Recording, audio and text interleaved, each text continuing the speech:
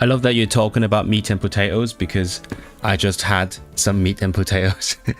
I tried making soup for the first time, so that was my meat and potatoes. Let me turn off my effects.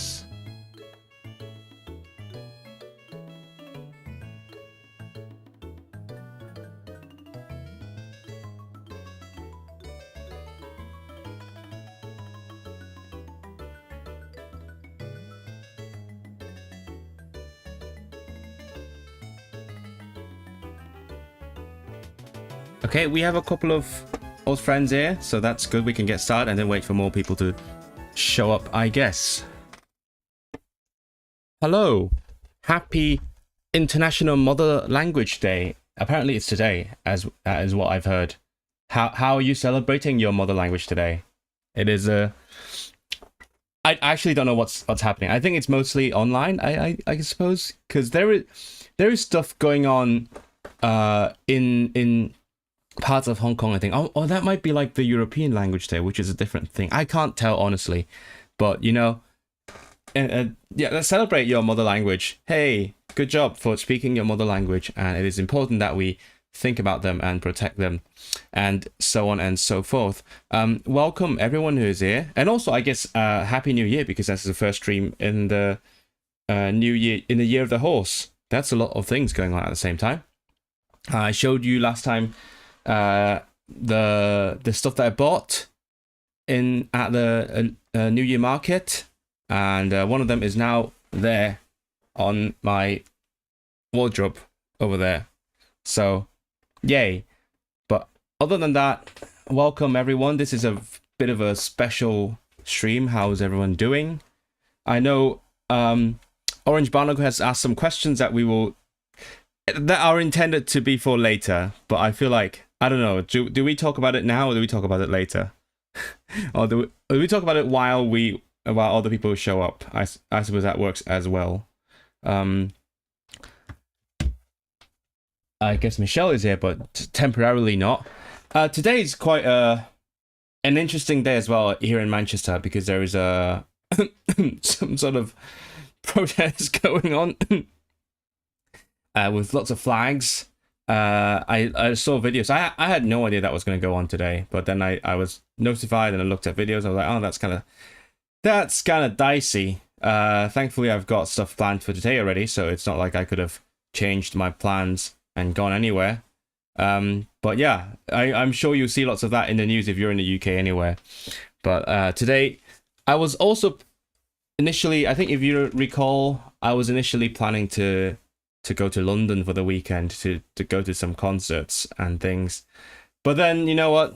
In the end, I changed my mind and this is what we're doing. So for whoever is here now and whoever will be watching this in the future, let me give you a brief outline of what this stream is about. It's quite different from what I usually do. Usually it's like, you know, language things, studying languages, sometimes chatting, sometimes just chatting, mostly like something related to studying, and occasionally streaming. But today, because lots of people who watch me may or may not know that I am a music student. I'm a composer. I've been studying composition since as long as I can remember being in university. So that it's weird because it's completely unrelated to what I do here on this channel. Sometimes I try to like find some overlap between them, but mainly it's like I have my music stuff on my music channel, Israel Live, subscribe to that channel, and then I have the language stuff here, and this channel is where I have like a bigger audience, that kind of stuff. But I do mention that, yeah, that is my main specialty. Surprisingly, languages are not my specialty, even though people treat me as an expert. My specialty is the music, and as of now, it's taken quite a while, but I have submitted my doctoral thesis in music half a year ago, almost.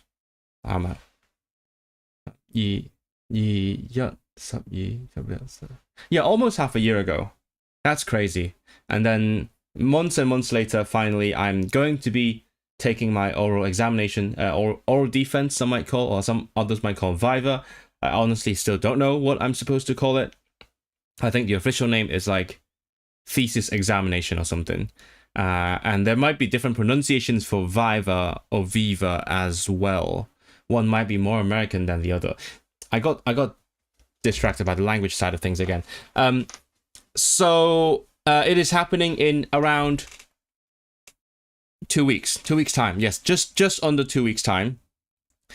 So what that involves is because some people have asked me what I do for my studies. So here is what it is.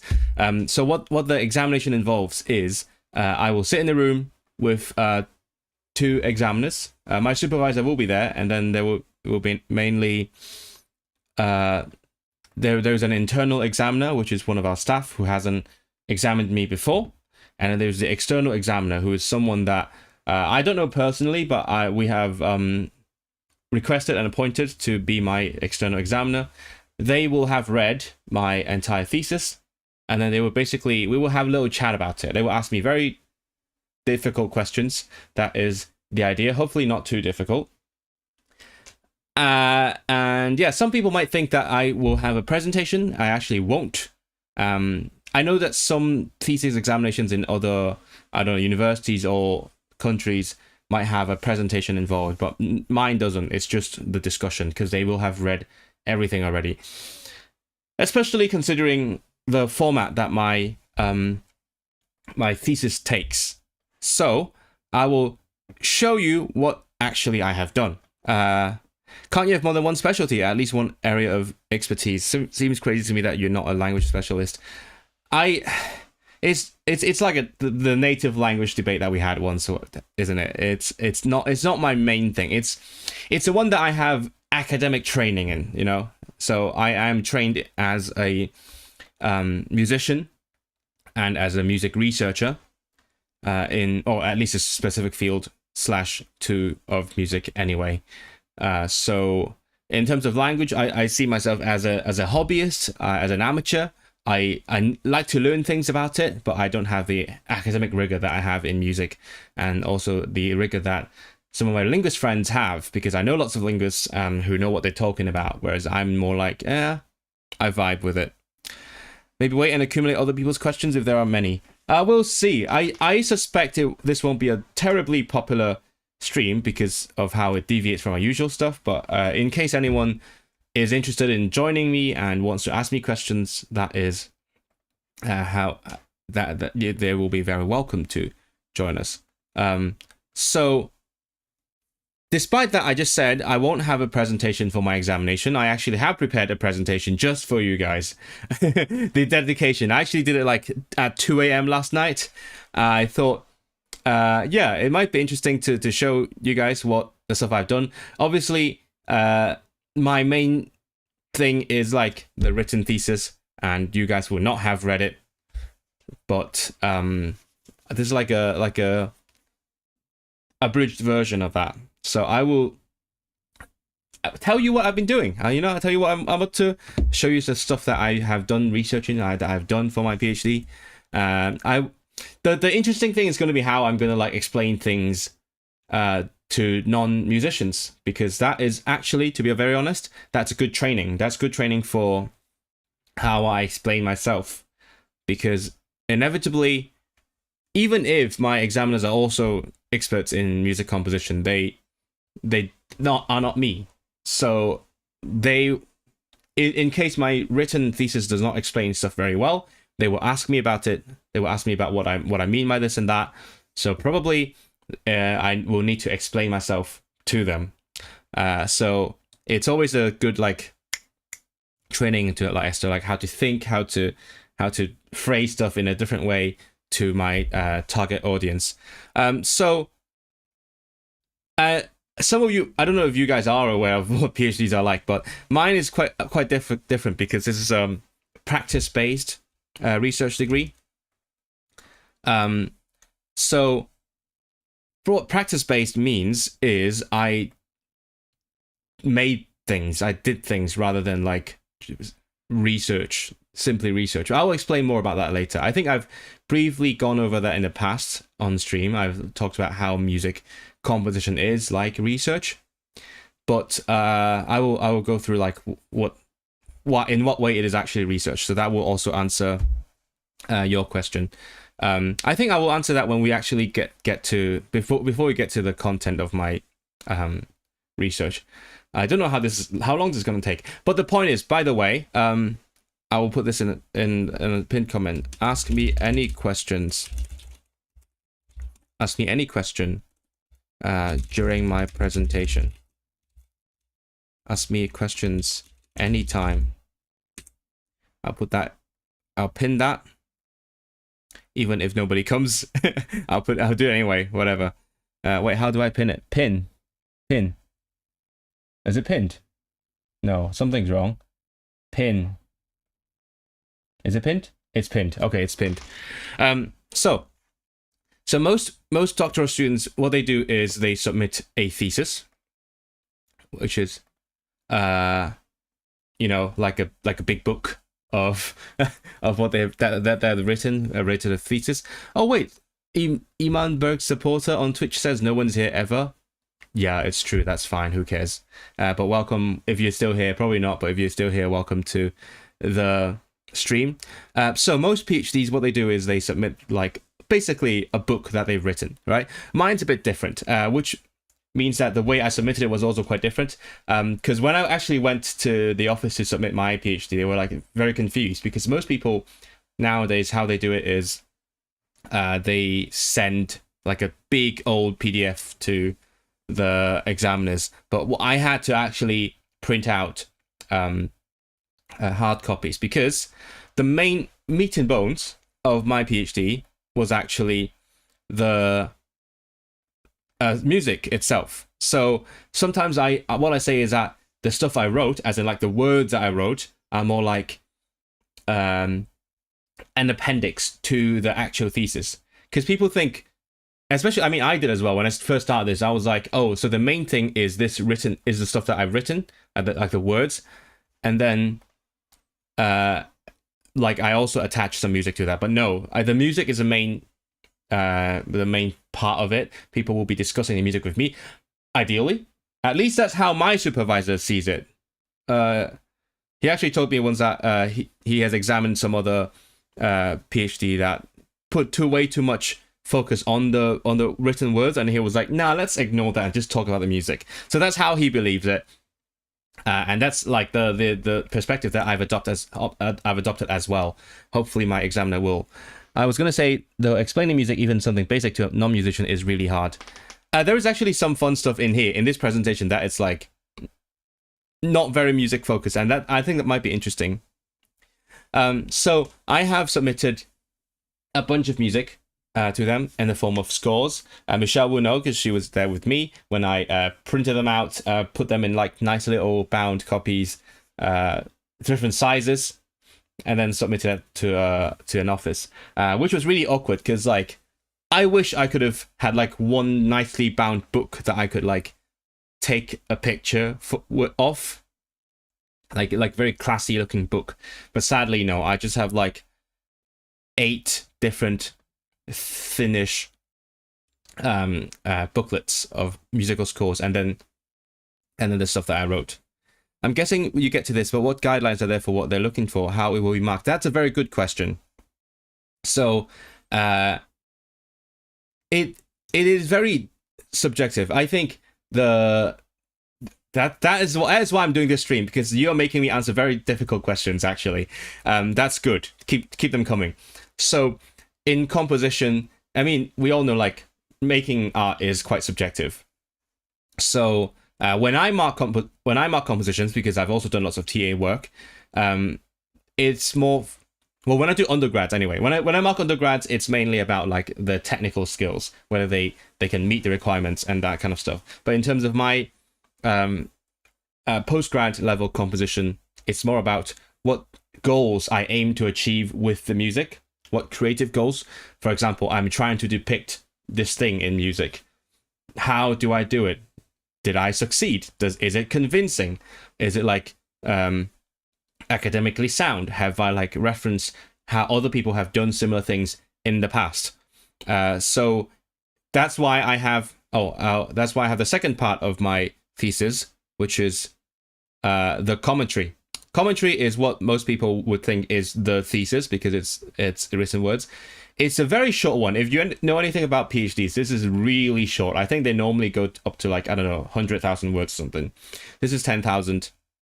So it's practically nothing. In fact, most people I know really struggle to like keep their word count down, as did I. I spent a lot of time cutting down my words.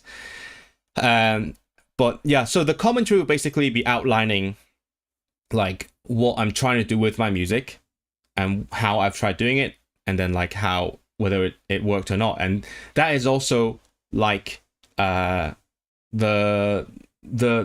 outcome. So I will say perhaps this worked, perhaps that didn't work, and it's fine if it didn't work because it's basically like doing experimentation. Like when you're in a lab doing science, you're like, oh, my hypothesis is if I do this, this will happen. And then if it does happen, you've proven your hypothesis. If it doesn't happen, then that's also fine. And the conclusion is that it doesn't work, right? So in that way, it is like science. That's how I like to see it as well. So actually didn't have a slide about this, but the way composition is like research is it very quite interesting. It's something that I had to learn over the first year of my studies. 1 second, let me put a link somewhere in a Discord group as well. I don't know if anyone's going to come and ask me, hi Lang Lang, who is Lang Lang? No idea who that is. That is not me though, that's for sure. Book binding last minute is expensive though. Maybe one day you can get them rebounded. They looked great. But the thing is, I'll show you the, since you have mentioned the book binding, I'll show you how I actually ended up binding the stuff. This is pictures courtesy of Michelle. I bound them like this. So it's like, yeah, it's the best I could come up with. It was pretty last minute as well, it's true. But also like some of them looked better, like these ones. These ones are like booklets. They printed it on pretty nice paper with a nice thickish, not thick but thickish cover as well. So I liked it. It's not like perfect for playing the music itself, but you know, it feels good. This one is more like, this one feels more, I don't know, pleb. it's nicely bound, but also not terribly nice. See, that's the process. I printed everything out on the library computer, and then that's a huge stack. I got someone to bind them, and that's it. So it was okay, but like the thing is, because they're all different sizes, some of them are A3 like this one, some of them are horizontal like that one, so they won't fit nicely into one book even if I wanted them to, which I could. Like I did put everything in one PDF for my submission, but they just don't fit nicely together. What is an example of the type of goal you might want to achieve with a piece? I will talk in a lot of detail about that, so don't worry about it. My BA dissertation was 10,000 words, so I'm kind of surprised you did the same for your PhD. Yeah, exactly. Oh, hello, whoever just subscribed, we're on it. So yeah, that's the thing. Oh, I forgot to turn off my speakers. It is short because, again, as I said, treat the commentary, the written word part, as like an appendix rather than the actual thesis itself. That's why it's short. The bulk of the word is the music itself, and that it's not words, obviously, but it is a lot of work. Do you have complete freedom over the goals, and did you get much guidance? Yes, very good question. I did get guidance, and he has a lot of influence on me. We've discussed lots of things, and the interesting thing about creative research is that I, rather than being like, oh, I want to look into that, one possible route of pursuing the research is more like, oh, hey, I've been doing this what if I try to do it but more deliberately? What if I look into how to do it better? For example, let's say hypothetically, I like using birdsong in my music. So the research could be like, oh, how do I use that more effectively? Effective is a very common descriptor in my field. Well, I say this is effective. That's not effective or convincing. Try to make the abstract a little less abstract. Yes, the music speaks for itself. In theory. So hopefully we'll talk more about that, but we'll during the Viva. Oh, by the way, I have my mock Viva, as I said, in a couple of days. So my actual Viva is in less than 2 weeks. My mock Viva is in a couple of days. This is the mock Viva. So I talked to you guys about it just to like refresh my memory of what I wrote, especially the width. I told you earlier, it's been like half a year since I first wrote this thing.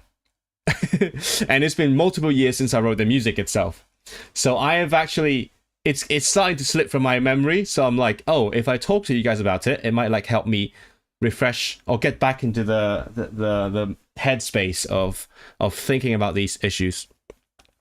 For A-level composition, we got some freedom with one of our pieces. The other one's set brief with a specific purpose. Yeah. So obviously we don't have set briefs, but it's more like, oh, how do your goals fit into like a research framework? I was going to say, how composition is like research. So in research, you have things like literature review.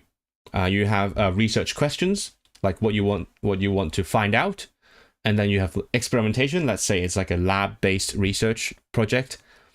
And then you have a conclusion about like, okay, so did that work? Did that not work? And before that, you have like methodology. You design the methodology. Think about how to achieve that goal of finding out the truths. And composition is a lot like that, which is something I figured out in my first year. So first of all, let's say I want to do something. I'll look at how other composers have tried to do the same thing, or whether or not they're trying. It could be like other people have done it without trying to do it. That's also possible. That's something that it's harder to find out because they don't talk about it. You need to like use your own sense to figure that out. But you look at, that's a literature review. And then methodology is, okay, so how I'm going to try achieve this goal. And then I actually do it. And then I discuss, did it work? Did it not work? So in a way, it is like research, just less, logic based. It's not like, oh, we have these principles. And then so logically that gives us this conclusion. It's more like, so we're using this aesthetic. We want to try to achieve this. And then let's see if it works or not. Of course, there could be a lot of variation. It could be like, oh, some projects might be focused on perception, like how people perceive things, how audiences perceive things, and so on. That could potentially involve more like statistics and qualitative research and that kind of stuff. Would love to know more about writing music. Yeah, I'll show you very quickly. Do you have any regrets of further changes you would have liked to make to your pieces? We're completely happy with them. Do you just submit and forget? Oh, I think the idea is that, especially, I guess in my field, because let's say if you have, like, let's say you do digital art, right? You could make something and then you could still edit it. Or, I don't know, if you make clothes as your art form, you could still like add stuff to it if you want to. But the thing is with music, yes, of course, I can still change stuff. But the thing is that, at least with like acoustic music, right? Acoustic, instrumental, that kind of music, you need someone to play it to get a recording. And afterwards, if I want to change something, I will need someone to play it again and record it. And that's kind of a hassle. So at least at this stage, I don't think I will like go back and change stuff unless I really want to.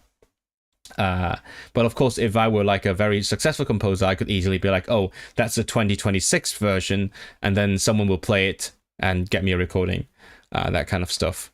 Oh, by the way, so if you look at the music pieces that I've written, I've done some of them based on like Cantonese titles because, I'm quite proud of that. And I feel like, if people are writing music based on like their own languages, I'm like, why would I not do that?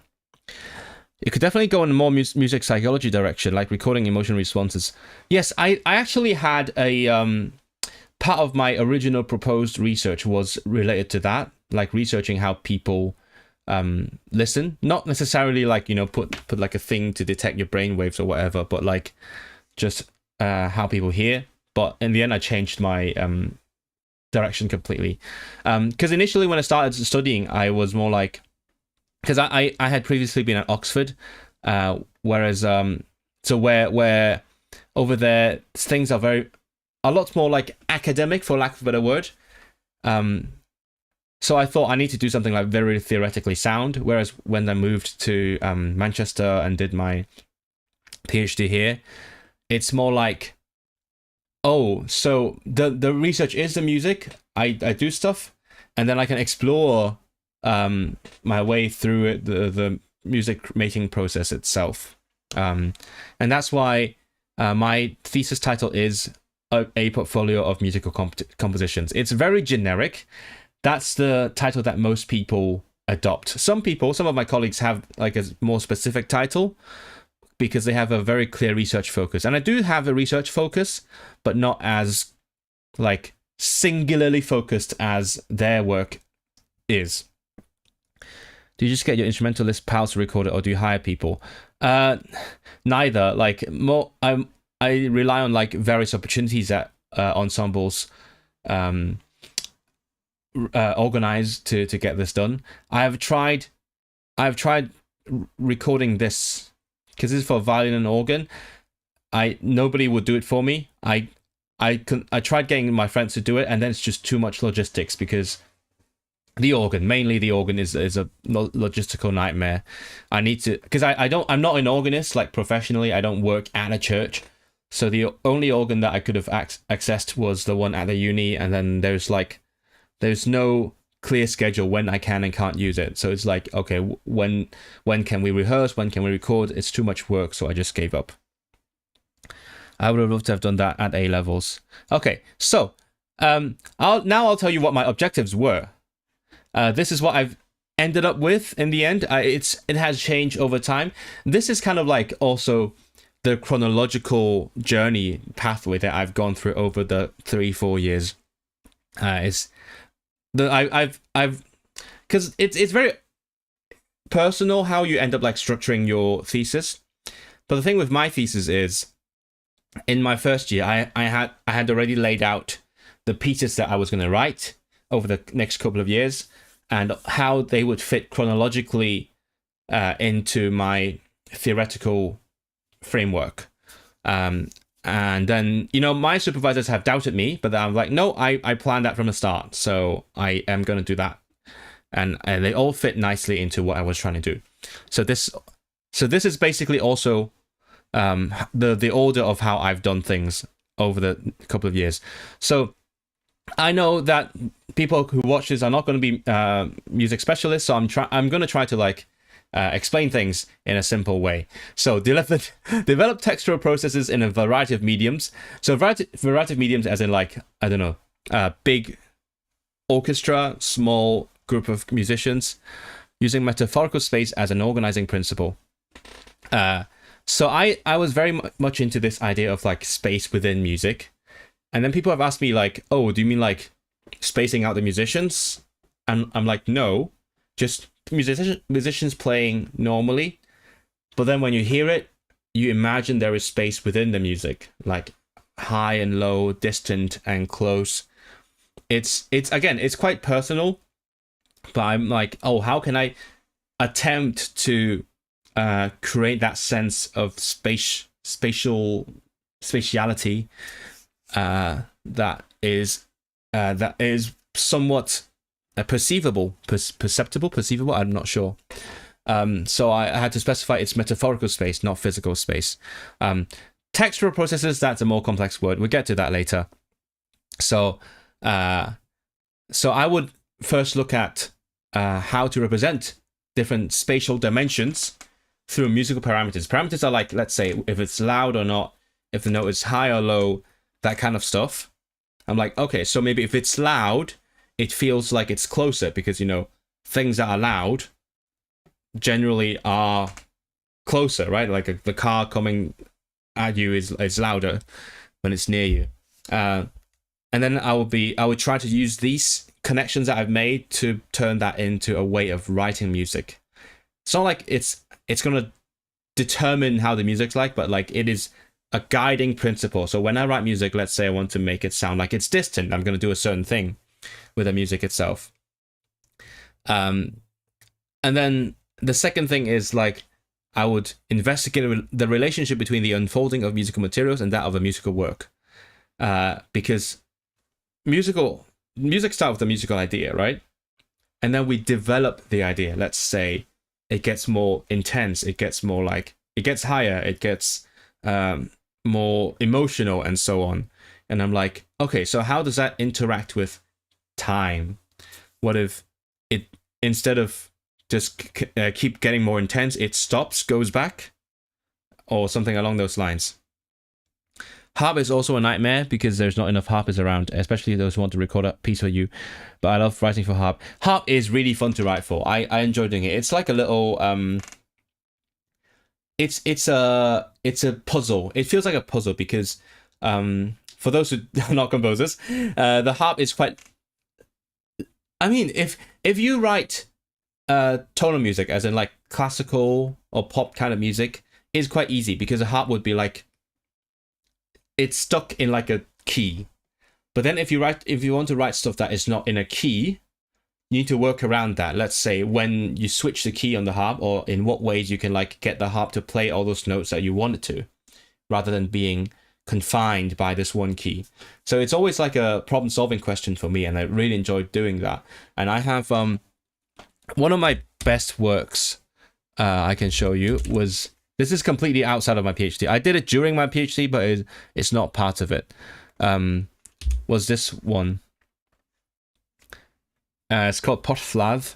It's written for a conference in Cardiff University. And then I also submitted it to a competition and won an opportunity. That's how I ended up going to Canada.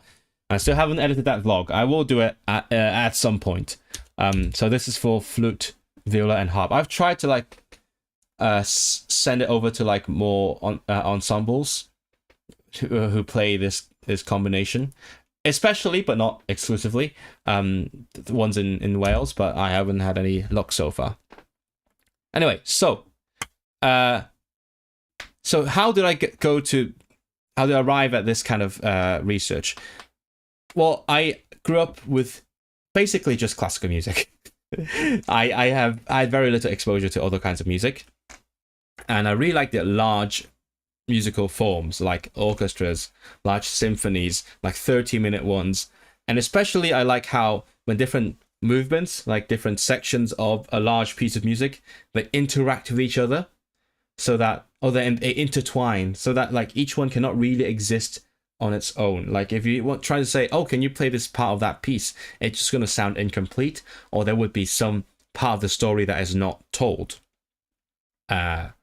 So for example, there might be some ideas in one movement that also shows up in other ones, or they connect in other ways. I also have a very keen sense of harmony. I have perfect pitch. That doesn't really say much, but like I'm very sensitive towards harmony, and I can hear the chords, and also like I feel them. Like let's say I hear a chord and I'm like, that chord feels like a 6th chord or something. That's like the guiding thing that contributes to my music. And I've liked it, like that is, I guess that's also where my music overlaps with my language thing, because I have been quite interested in music from cultures that I also am interested in. So when I first couple of years of my uni, I was interested in mid-century, like 50s, 60s, 40s French composers. So back then there was a group of composers mainly in France. There was also like Swiss guy. They were called Les Six, and the one that I was most familiar with was Francis Poulenc, and then I also like Darius Milhaud, and there's like Arthur Honegger. So there's a couple of ones. that I was really into. I was obsessed with them. Oh, Georges Taillefer. Anyway, so afterwards I went to live in Sweden, and I really enjoyed living there, to be honest. And then that sort of opened me to like Nordic composers. Ironically, mainly not Swedish ones. I mean, I liked Willem Stenhammar, but so I played his big piano concerto for my graduation concert. But I like aesthetically, I'm into like Finnish and Estonian composers. So Michelle might know like Sibelius from a century ago. I also love ones like Magnus Lindberg, Tunu Kurvits. I can't pronounce that name very well. And those are Estonian. Oh no, sorry, Lindberg's not Estonian, but like Kurvits, whom I randomly discovered on like a streaming app. And then later on, that's where it really intertwines with my language thing, because like I speak Polish, if you guys didn't know, and that sort of connected me to like 70s or 60s Polish composers, or 80s, such as Krzysztof Penderecki, Witold Lutosławski. What is his first name? I forgot his first name. Henryk Górecki. What is his first name? Henryk Górecki. Actually, Penderecki was my favorite composer for a good few years. And whenever people ask me who my favorite living composer was, I would say Penderecki. Until he died, and in 2020, and then I couldn't say his name anymore because he was not a living composer. And then I spent like years trying to visit his grave, because he was going to come to Oxford to do a concert. I was going to meet him, my hero, and then he got ill, unrelated to COVID, but then like during COVID he died. So I never met him alive. So I tried going to his grave in Krakow. I went there. I was staying in Katowice, which is near Krakow. And then I went to Krakow, and I went to the church where he was buried, and they were like, nope, sorry, we're closed today. So I didn't make it. And then the second time, I think that was last year, yeah. I went again, and finally I got to see his grave. And that was an emotional moment. Anyway, he's dead. Good evening, As5735. Hello, Esme. Sorry, I'm going to do more, like, yapping today, but, like, keep talking to me, send me your questions, because that's also, like, the point of the stream, while I'm also talking about going through my presentation. When the instrument come together to create something greater than some of its parts. Yes, but also like not just the different instruments, but also different sections of a piece of music. That is the most interesting thing to me.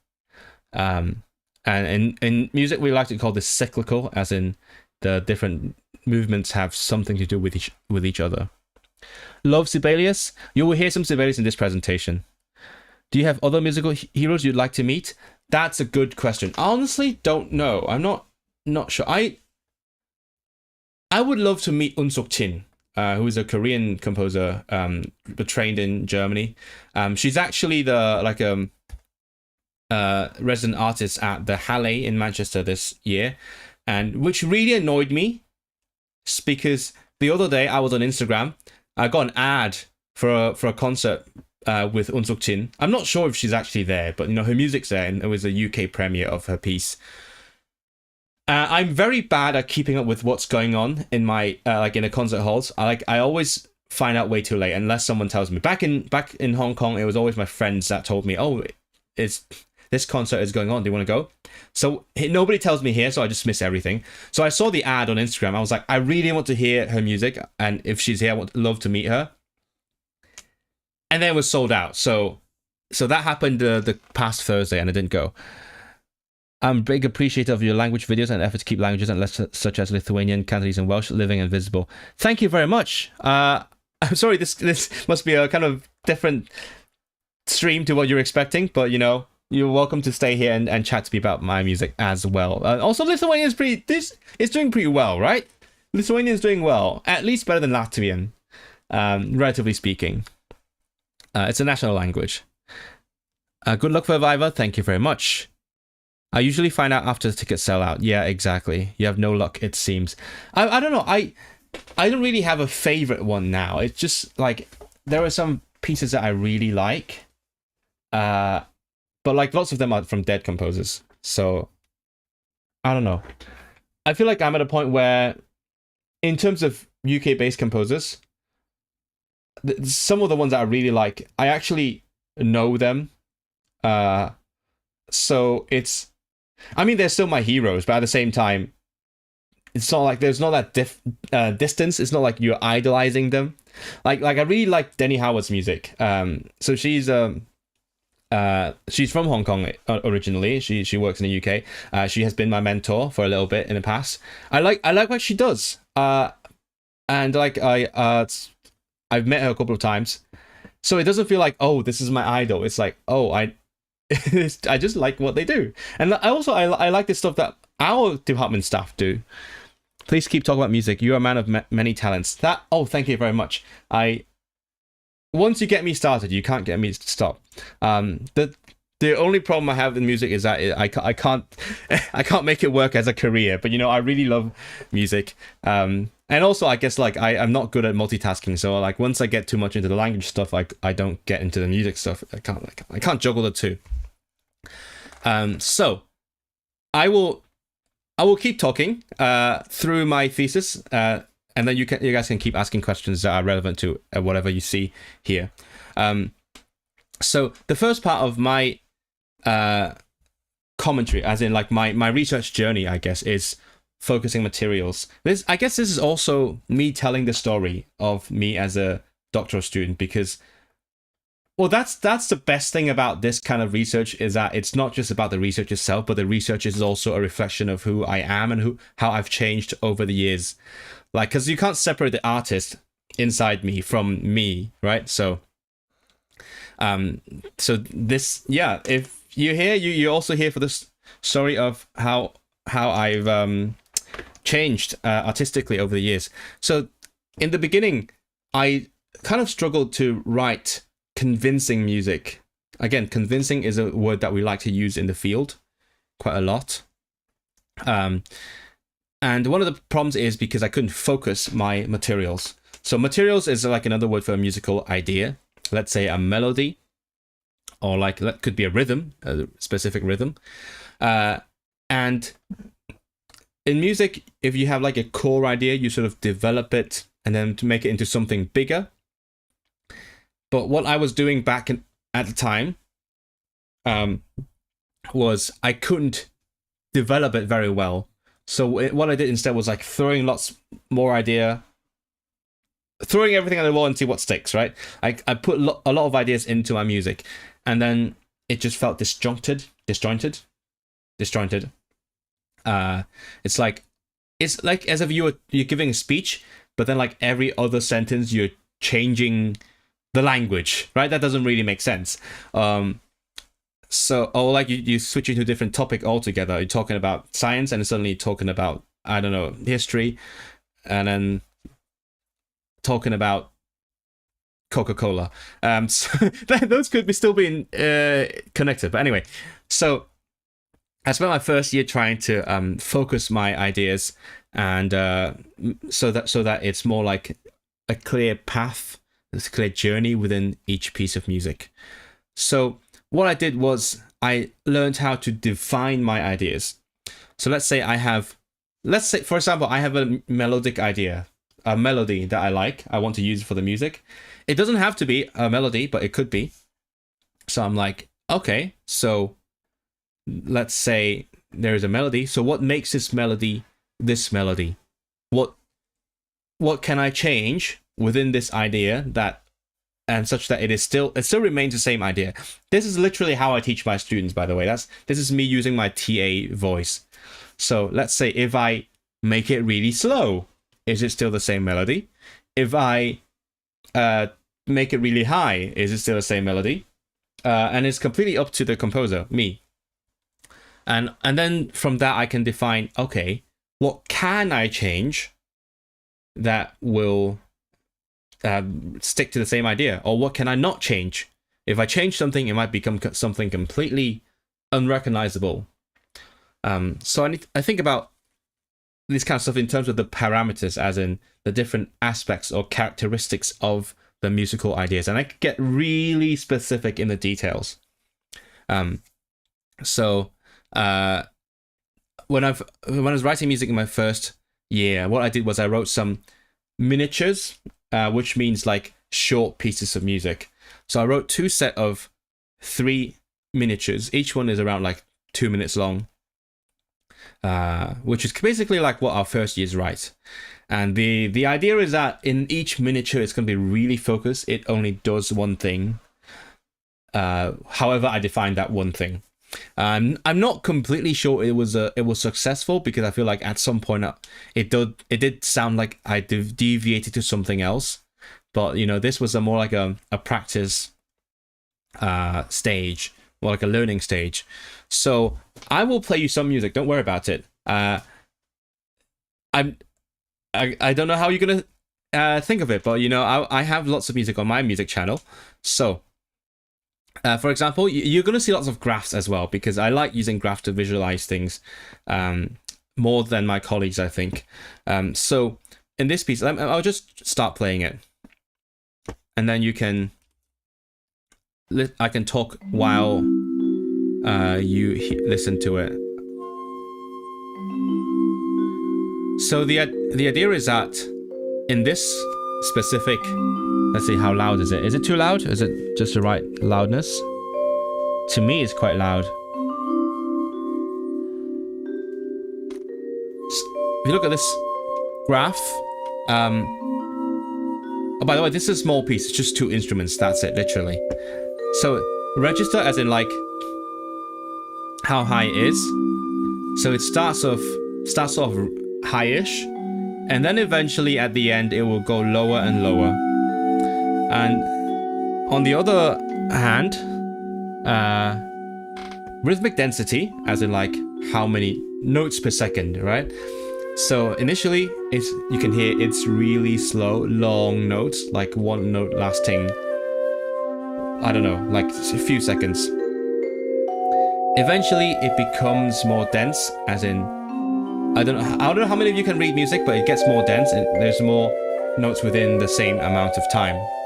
So that was a goal that I was trying to achieve with this like miniature. I don't know how long it is actually. You can already hear like there's more notes going on at the same time. Do you find composing orchestra restrictive, or is that the only thing you have interest in writing? I mean, orchestra, the difficult thing about the orchestra is it has a lot of potential. You can do a shit ton of things with it, and that's what makes it difficult. In making art, that's how I have come to believe. The more restrictions you have, it is actually easier to write, because there's less stuff you can choose from. But if it's completely open palette, you can do anything with it. And it gets difficult. You need to define what you want to do with it. And it's the same with the piano. Oh, by the way, we're here now.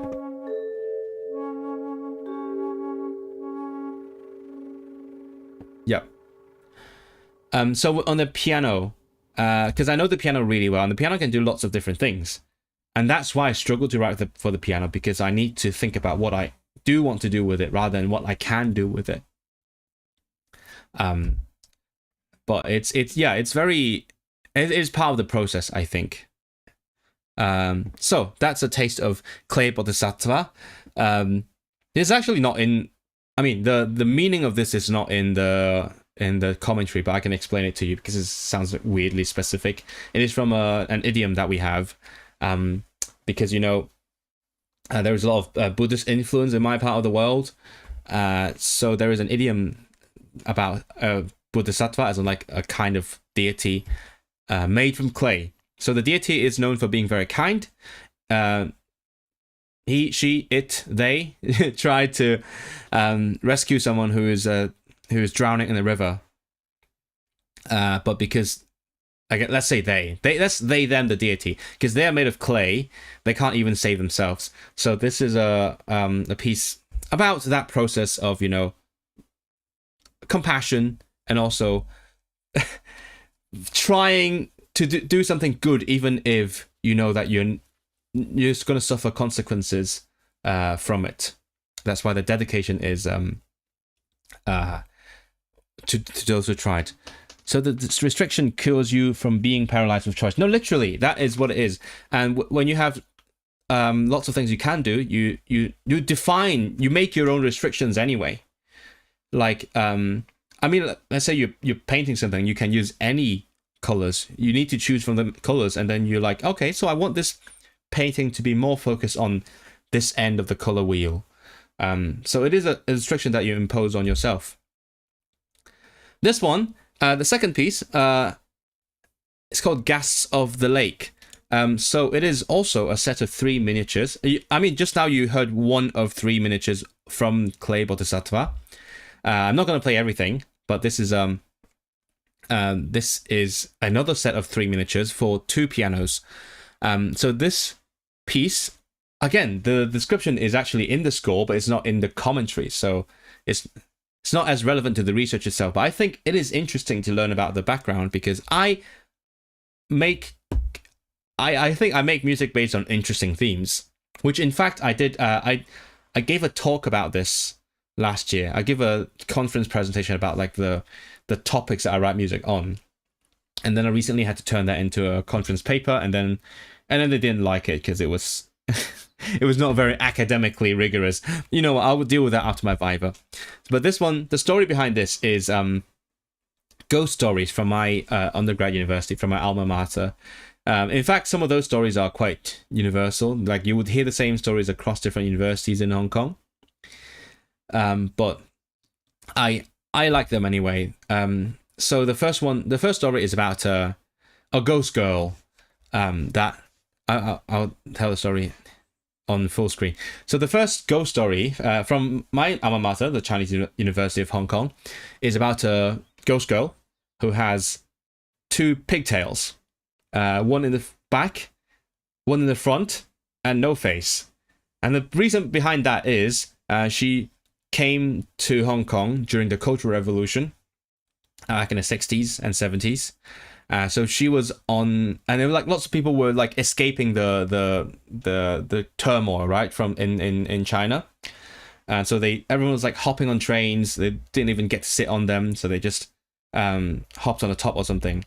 Like you see, like, I don't know, stereotypical scenes from India or whatever, because lots of refugees.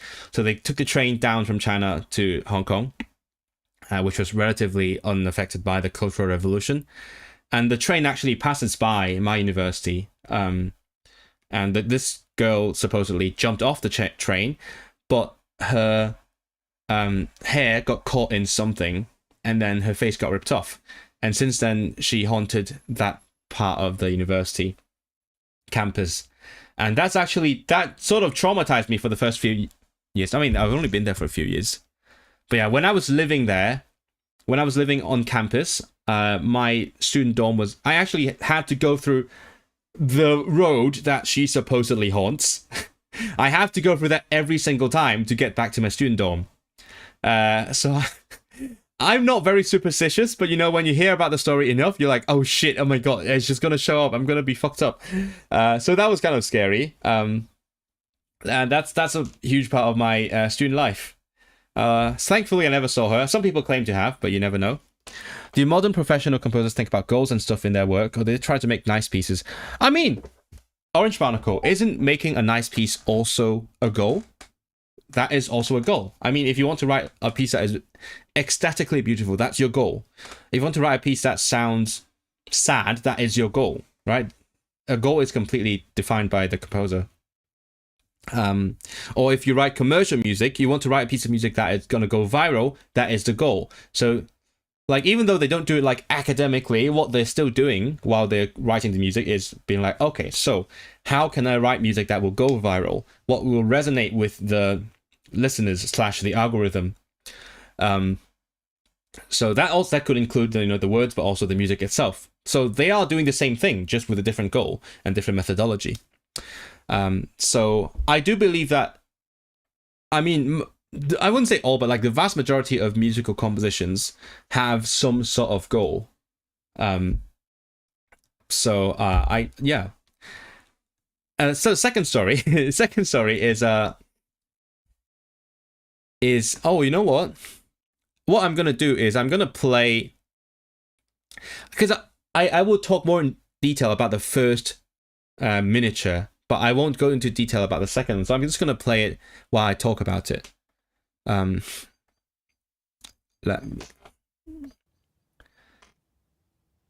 This one is about water.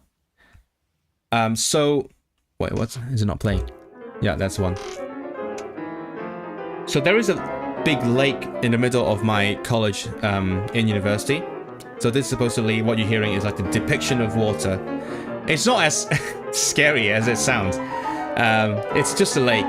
But the story is that there was a couple once upon a time. They would agree to meet up in the middle of the lake. There's a little pavilion connected to it by a bridge. And then the guy sort of stood up the girl. So the girl was there waiting till midnight. They were supposed to meet at midnight. And then she was like, oh, he's not showing up. They're supposed to, oh yeah, sorry. They were supposed to elope, yeah, at midnight. And then he didn't show up. So she jumped into the lake and died. And then supposedly, if you walk through the lake at night, she will show up and ask you, do you have the time? Like, what time is it? Hence the title of this miniature called Do You Have the Time? So if you say it is midnight, she's going to drag you into the water. Yay! So that is the story. I guess I think pleasure, popular music are default goals rather than something more specific. Yeah, I think so, yeah. But those are valid goals. I'm going to go through the last one as well. Again, this is not a core part of my thesis, but I think it is interesting to talk about the stories. This one is not an actual ghost, but a spirit. So I chose this title so that it sounds a bit like Doctor Whovian. You know, weeping angels and all that. But the story is that we had a statue called the Goddess of Liberty in, again, my college. Not just my university, but my college within the university. I'm going to like my own video. It's been there since, I actually don't know how long. Probably maybe like the Tiananmen Square protests in the 80s. I'm not sure when it started being there. But then in like 2019-20, it got taken down because, you know, we can't have liberty in this place, right? It's a university. You gotta control the expressions and thoughts. So they took down the Goddess of Liberty statue, and it's now a disappearing statue. So the idea is that the spirit, the statue is gone, but the spirit remains. So in a way, it still haunts the place for better or for worse. You know, if you don't like the spirit of liberty, then you will be haunted by it. I'm not an expert, but it sounds like Stravinsky. Wow. That is a great honor if it sounds like Stravinsky. But thanks for joining us, Kamil. You ever heard a story about the original plan? They went with the generic brass and strings James Horner score in the end. Oh really? No, never heard about it. Okay. Would you ever consider writing for a TV show? If they would take me, I would love to. Actually, my childhood dream was to be a film composer, and I did in fact become a film composer for one time, one project. It's, you know, if they were supposed to release a soundtrack CD, it never happened. That's kind of a shame, but you know, I was just talking to my friends the other day and saying, oh, we could like actually do a screening or something, because there has never been one. We had screenings of that film all over the UK except Manchester. So I was like, we should do that ourselves. Anyway, so I will talk in more detail about the first one, and I will talk while I play it. It's a two pigtails one, the ghost girl on the train. Let me know about the volume. When was that? That was so I wrote the music in 2021. The film came out in 2022, and we sort of did the film screening tour around the UK in late 22. I think it was premiered in like mid-October. Do you say premiere? Yeah, premiere. Hold on, I need to charge this. I always forget to charge it. And I went to a couple screenings. So like the director is not very good at English, so he had me just voluntarily translating for him for the Q&A after the screenings. So we're coming up to the part where it's building up. It's building up, you know, this creepy line. So let's see what happens now.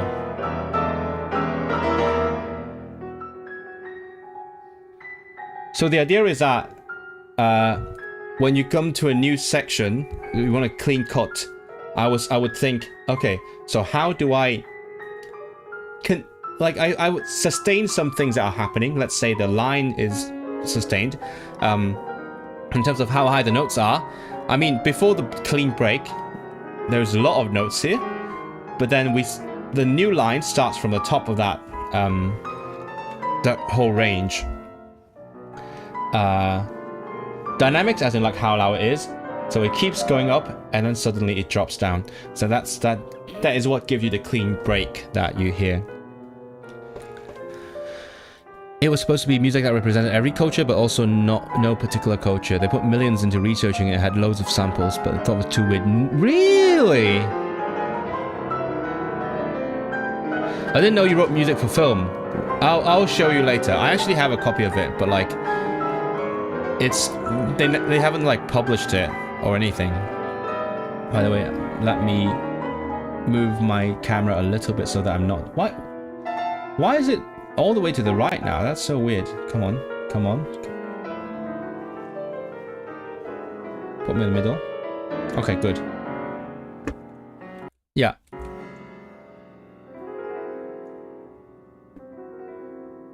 I also had graphs like this, but you know, I'm not going to go into details. But it's basically me comparing the different parameters, different aspects of the music. I do have a science background in school, so I like to think about things like quantitatively. So I find ways to like quantify the different aspects of music and try to draw connections between them. So for example, let's say you would see, oh, these two go up together, so there's two peaks here, but then this one just keeps going up and it peaks in the second half of it. He said the music should be understandable from New York to Kansas. America! Oh, of course. What else would you expect? That's why I guess like yeah, Hollywood's getting stale. You see interesting things from other parts of the world. Like just a few days back, me and Michelle went to see the Hong Kong animation film. It's based on a Japanese novel and it's based on like a Japanese aesthetic, but it's made in Hong Kong. It's voice acted in Cantonese and it's amazing. The music is also great. It's not composers that I've heard, which is great because like they've done amazing stuff. I'd love to hear the soundtrack, but also, you know, if anyone knows anyone like in the TV industry in the UK, I'd be very happy to take part in it. It was amazing. It was, yeah, and I have experience doing that. It was enlightening because we had to, when I was writing music for the film, we did a lot of back and forth. We would have these online meetings, show them what so me and the other composers, we showed the director what we were up to, what we've written, and then the director, who is not musical at all, will use his own language in a very flowery way to describe what he thinks the music is about, how it feels like to him.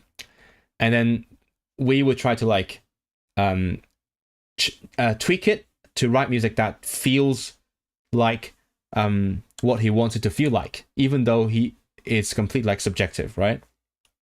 So that's a bit like the musical research.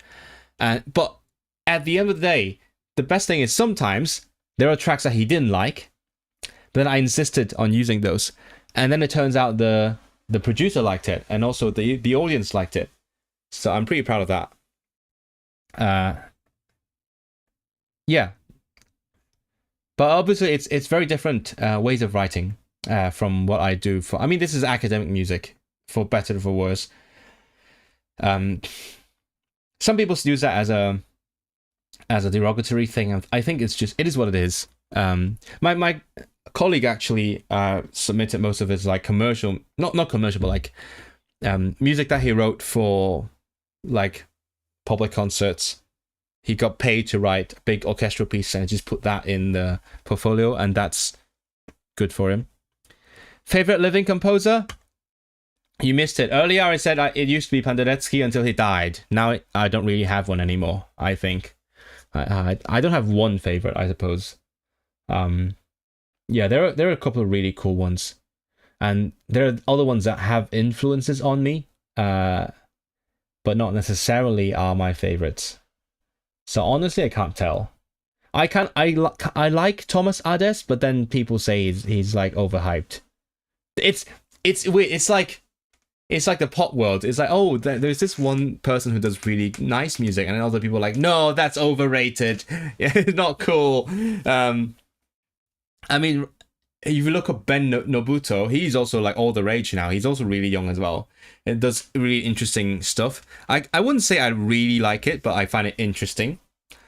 And then people are like, oh no, he's doing cringe things. It's like too, I don't know, too TikTok-y or whatever. It's quite funny when you're like in such a niche already, and then you're like, you have these little factions. I'm a very visual person. Welcome to the second part, which is space and depth in music. Do you get given storyboards or illustrations? I mean, for the film, we actually had the film already when we started working. So it was like, because it was a documentary film, so he had filmed everything.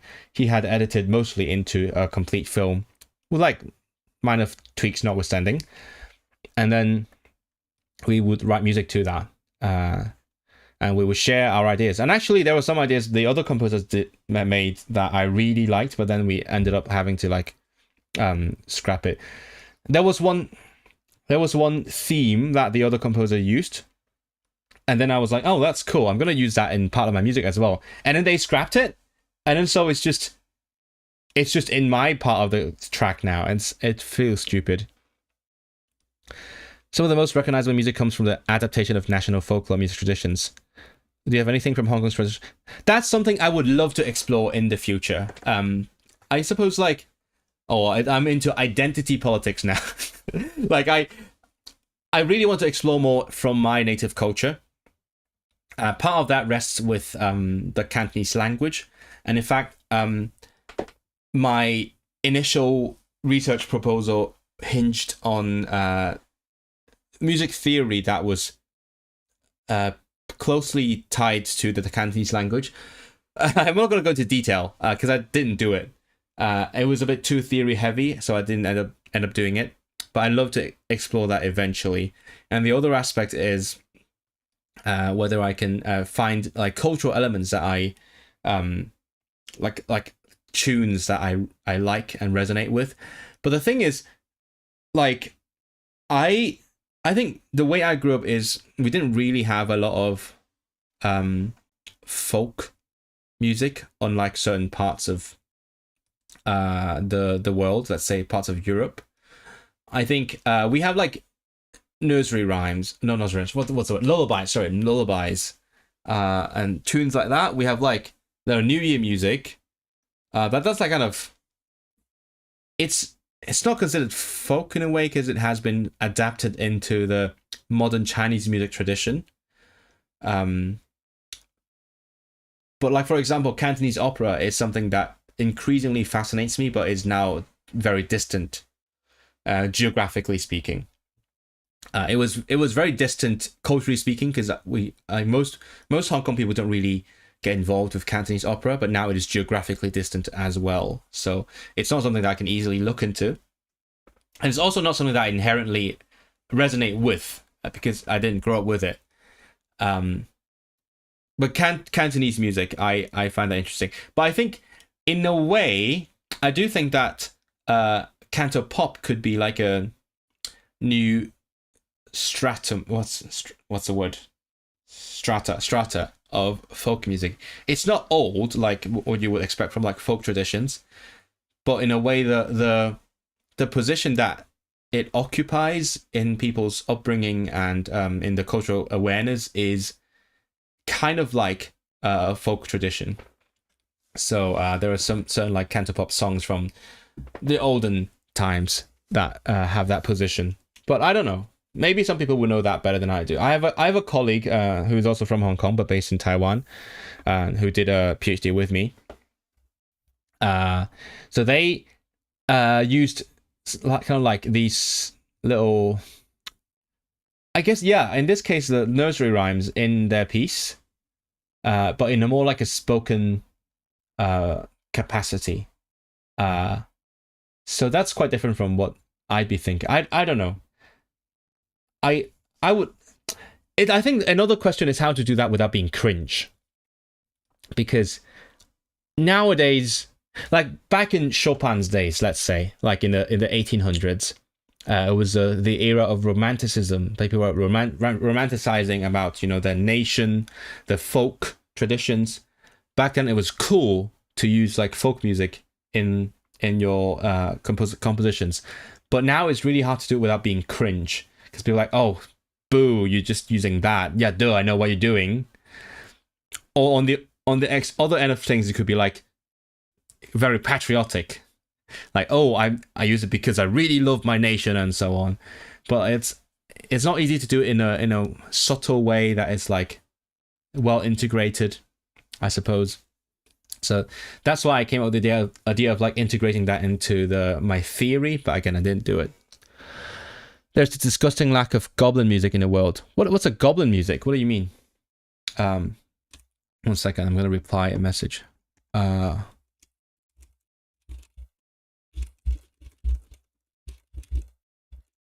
the way, have you noticed that I struggle to speak a bit when I'm playing the music? Because that's just my brain. When I hear music, my brain's just drawn to the music, and then I can't actually speak normally. And that's why I don't listen to music and study. Anyway, so the second part of the main meat of my research is representing space within music.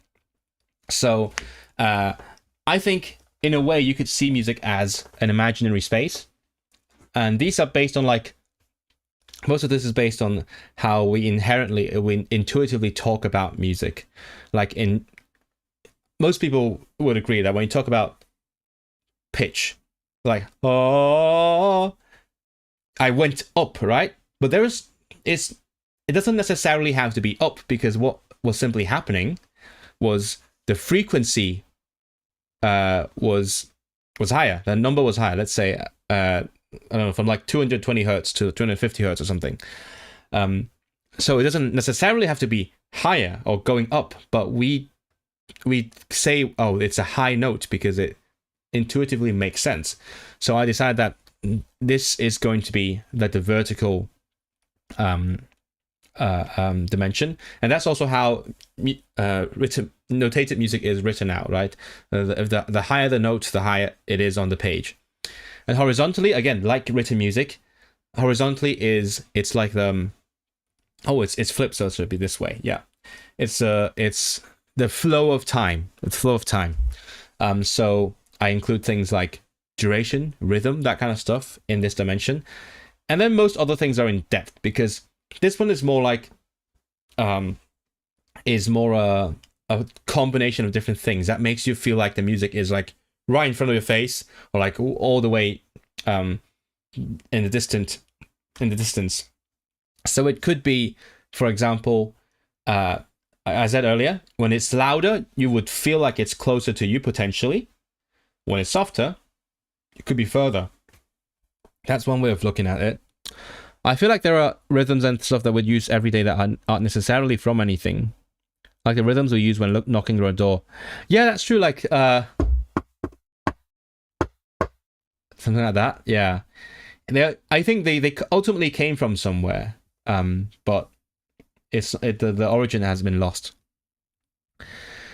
I think it depends on which direction you take, because Vesna combined modern music with ancient Czech mythology. Oh, hold on. Are you talking about the musical content, or is it like the words? Because that's a huge thing. I guess also like it's your goal, it's your aesthetic. If your whole thing is we're going to use like folk traditions, then it makes sense. If people buy into your kind of music, then yeah. I guess we just have some sort of, it's the 21st century. We cringe at our own cultures. Like it's like the Scottish cringe people talk about. Scottish people hear Scots and they're like, oh, that's so cringe. but that's because they're taught to hate the culture or something like that. Could be something like that along those lines.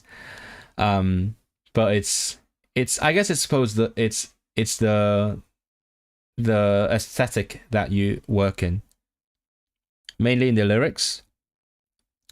A convergent phenomena, you might say. Yeah, could be. What about jazz? No, jazz itself, I think jazz is like the American equivalent of folk music. I mean, jazz has a lot of, I can't claim to be an expert on that, obviously, but like jazz has a lot of, draws a lot on like the African American musical traditions, which, you know, it goes back to all the like the spirituals and those things. And, you know, when they were slaves, they had their own music. So in a sense, jazz is like the modern, like a century ago, but like the relatively modernized rendition of that folk tradition. So, and it is also uniquely American. It came from that part of the world, right? Even though it's been adopted by other parts of the world. So Cantonese jazz, that would necessarily be a combination of that folk tradition and then whatever we do. But I don't know. I don't know it very well. I know one Hong Konger who plays jazz, and she's in Amsterdam right now, if you've seen the Dutch video. Oh, hello, Colin Dane. Mainly lyrics, though they do use folk instruments. I recently looked into a friend's old iPod, and they had like Fawn on it. It's like a folk rock band that I was briefly into many moons ago. But that, yeah, so if that is your aesthetic, I think it works. So the question is how to integrate those different elements in a way that makes sense for what you're trying to do. Again, it all goes back to what you want to do, what you're trying to do, and then whether you can do it successfully. That is to me what art is about. Like, what are you trying to do? Are you doing it? So this is a song that I wrote. As when in music, usually when we say song, it does necessitate that it is with voice. So when I say song, that's someone sang it. So register is what we talk about, how high the music is. And I'm not going to go into details, but this song, I'm going to play it while I speak. I use a lot of contrast between like high and low notes, or like when it could go from high to low suddenly, so sudden. It go gradually, so it gradually goes down from high to low. Or it could be not just how high it is, but like how wide it is. Let's say right now you hear it is high, but it's only the high notes. What if, like, if it's high, but also it has a large range. It's from like medium range to high range. That's a large pitch range, as opposed to just a high and small pitch range. So in this song, I try to use the different kinds of changes, whether it's just how high, how low, or like how wide it is, and then versus oh, now it's low. So it sort of jumped down earlier, I think. I don't even remember. I need to remember that. But is it very soft? I can't tell from my end, because to me, no, you tell me. It feels quite quiet. So yeah, so gradual changes and sudden changes. And the fun thing, again, this is for the language guys out there. The fun thing about this song is that it's in Cantonese and it's sung by an English woman. And I did spend a lot of time during the composition process to figure out what ways to best make an English woman sing Cantonese. So my solution, again, this is not in my thesis, but my solution was to take advantage of the training that they have, because if you're trained in classical singing, you will have learned how to sing French, German songs. So I was like, okay, so if you see this, think about that sound in German, like the in German or ü in French or that kind of stuff. So even though I'm against like devising new romanization systems in Cantonese. In this specific scenario, I made my own that is tailor-made to this purpose. So I made a system that helps draw on the classical singing training and drawing on the training in French and German to help her sing Cantonese. That was pretty fun. If only they knew how to sing Polish as well. In that case, like, I could make them sing the ch pretty easily. The ch. You should check out the Bata Bohinie by Vesna. Very Slavic folklore inspired. Very cool. I'll look into that later. I'm kind of busy listening to the music, to my music for one, and also music that I'm supposedly inspired by, so that I need to I can refresh my memory. I need to listen to some Harrison Birchwhistle as well.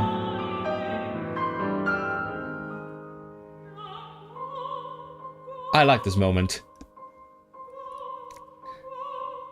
Oh, and then after we did this recording, my colleague, who was also from Hong Kong, walked up to me and said, "No way, I could actually kind of understand what she's singing."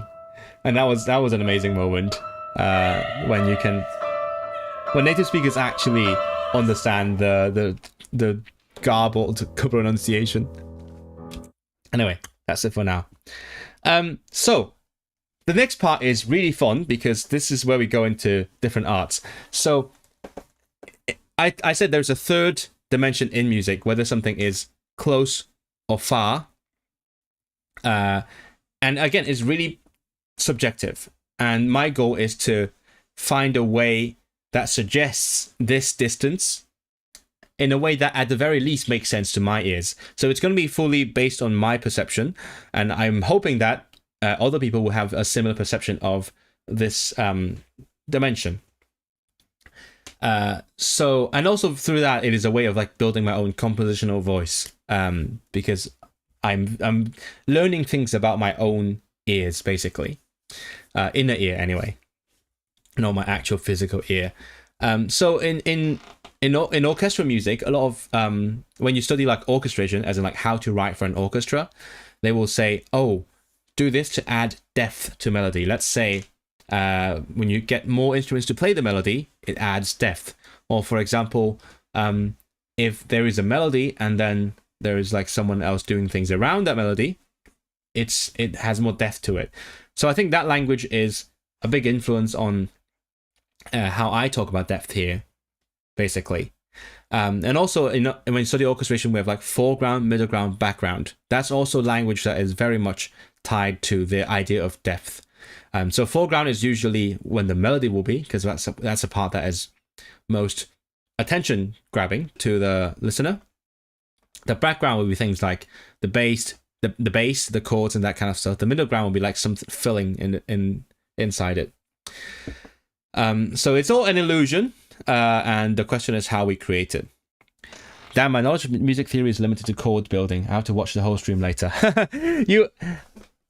This is my music theory anyway, so if you watch it back to back, you might learn things about me. I'm not sure how much you learn about music theory itself. I did dip into some like ideas in music theory, but I don't get too deep, because this is a stream for laymen, let's say, for lack of a better word, non academic musicians. That's really fascinating. I'm getting the Stravinsky vibe. This piece also reminds me of On Another Composer style. Let me know if you figure that out. I could put that in my influences. So I looked at how depth has been represented in visual art, because when you think about it, like in 2D art, representing depth is an illusion as well. It is inherently an illusion. So like, obviously there you have the history of perspective being developed, like back when people had like bigger and smaller figures in a painting, or when they develop like the vanishing lines, or just, I mean, when it comes down to it, it's just like diagonal lines, but people have successfully been tricked to think that means there is something behind the picture, right? There is like a sense of distance within it. And if you look at this Van Gogh piece, I forgot the name, something undergrowth with two figures. What he did was using these trees to create a sense of depth. It's a repeating pattern, so that you can follow the pattern. So you naturally expect them to be of equal distance, right? You think, oh, this is an equal distance to this, to this, to this, to this, to this. But the fact is, it's not. So each tree, as it goes to the back, it's smaller, and also the distance becomes tighter, and that convinces you that it is there is distance inside the picture. That's perspective in the Western art form. This one is a Chinese painting from I don't remember when. Let me check. By Mi Yo Ren. Whatever that name is. I actually have it in my citations. I just don't have it in my brain. It's from 1130, so millennium ago. So the way they represent death is quite different. So rather than like just a gradual recede into the distance like the Van Gogh, this one's more like different layers. So you could see the mountains in the foreground here, mountains in the background, and the fog between the mountains is what gives you the sense that there is distance between them. And also, like in the background, it's blurrier. I'm not sure how much it comes across, but that's what it is. So because the idea is that, oh, when it's distance, you can't see it very clearly, so it blurs a little bit. And that's the kind of stuff that I try to imitate in my musical illusions as well. This is something completely different than the closer father you'd hear from talking about spatial positioning with headphones. Yeah, so that one is it's an representation of physical distance, right? So when I said in my music, okay, let's ignore headphones for now, because headphones are like a witchcraft. It's technology. So if you're talking about just you going to a performance, there's two kinds of distances that you can be looking at. The actual physical distance, for example, this player being closer to you, that player being further from you, that's physical distance.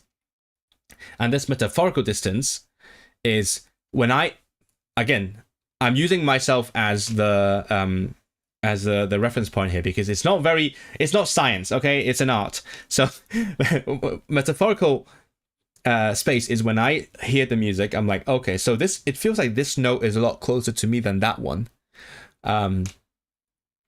So it could draw from like real life experience, sonic experiences, but it doesn't have to be literally imitating what happens in an actual physical space. So when you have like the closer further in the headphones, what it's doing is it's imitating the physical distance that you have in the real life, right? So there are a lot in common, because basically physical sonic experiences inform how you perceive this metaphorical space as well. But I'm trying to achieve that through the means of creating illusions. Things further away also approach blue hue shift. No, things moving away approach the shift, not further away, right? That's the Doppler effect. Have you tried to recreate sonic? I haven't actually done that. I mean, good idea. I might do that at some point. I haven't done that, but that's a clever idea. Also acoustics when there's more reverb versus less than none. Yes, that is a good idea as well. You're giving me ideas for further research. I could put that in like the next steps or further development. But I haven't done that. Mainly because especially I'm working primarily within the acoustic medium. Because I've drawn references to electroacoustic music where people make music on a computer. In that medium, you have a lot more control. You can control the reverb. You can control precisely how the sound goes, There's a lot you can do there. But now I'm limiting myself to the medium where people are actually playing it in real life. So potentially, if I were to, let's say, do something that mixes the two mediums, maybe I could do that. But I guess for now, I can't really control the reverb unless I physically put them in like a reverby space. Or maybe, you don't know, maybe like you could use instruments to imitate the sonic overtones, because that was a musical style back in like late 20th century. It was called spectralism. Spectral music was basically music that was informed by the spectral, like the sonic analysis of sounds. Because when, let's say I sing, oh, it's not just actually one note, it's actually a bunch of notes up higher than it that combine to give you this specific sound from my throat. So there was a famous piece. Oh, you know, I might as well show you because it's interesting. There is a piece called Partiel that is particularly famous by the Gérard Guissy.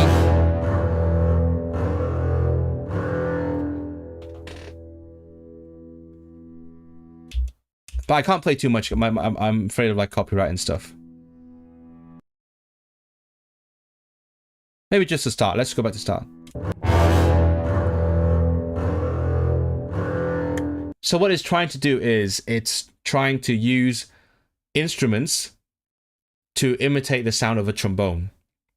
So there is no trombone in the orchestra, but he's like, oh, what if I break down the sounds, all the little partials, all the little sounds that come out of the trombone, and then use other instruments to recreate that. That could be something I could do with a reverb, you know, who knows. Art is a way to experience things by other means. I totally agree. I totally agree. I love that about art. It's actually it is a part of the conference talk that I gave. Because I can't go into details now, but basically I was like, art is a vessel for memory, because when even if you're writing, I don't know, an account of something that happened, literally writing about it, you're still doing a lot of like picking and choosing what you write about, how you write about it. So it becomes a specific way to experience that event that is different to simply living through it. So it is like a lens through which to experience life. Yeah, it's on my mind because I recently wrote the conference paper that got pretty much rejected. Vanishing point is the word you're looking for when you talk about showing scale at distance. Now, vanishing point is more like this, right? Because this one, if you draw these like perspective lines, eventually that you get to the vanishing point. But this one, it's not actually this. It's not representing the distance in the same way. Rather than like they go, because vanishing point is the Western way of doing it. Like, oh, when you look at something distant, it eventually becomes a point. And that developed, I don't quote me on this, but I'm guessing like the 1500s or something. But in like Chinese painting, this one is more like it's just layers upon layers, and they don't really vanish. Or like if you look at older medieval paintings, it's also like, oh, there's big and small, there's layers, but they don't really converge into a vanishing point. You need to visit Humprecht in the main hall. What is that? The music with the ceiling changes the picture of the music being played. That's so cool. Art is immortality. Okay, let's not get too excited about it. It's not gonna make me immortal quite yet. 1 second.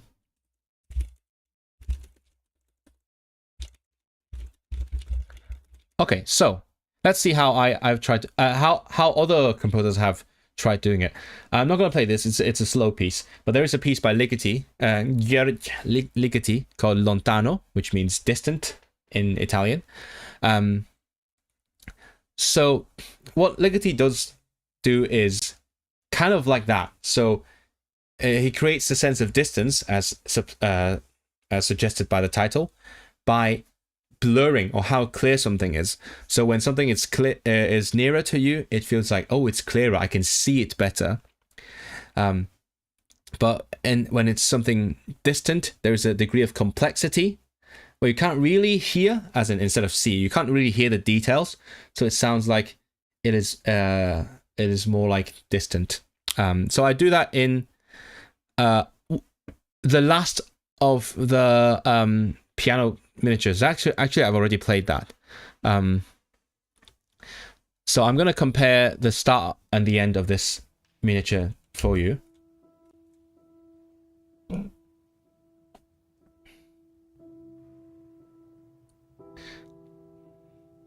So the idea here is that this is the middle note, the repeating note is like a... Why is it so quiet? It's like a central axis. And the closer these chords are to the middle axis, the clearer they are. But the further they go, the more blurred they are. And I use the harmony to reflect that. Let me go to the end.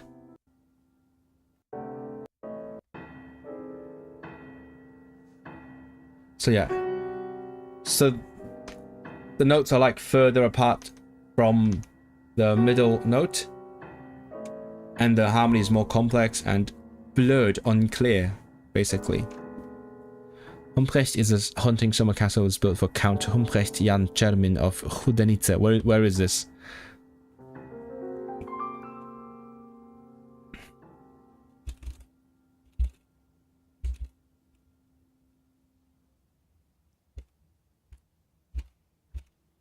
Okay.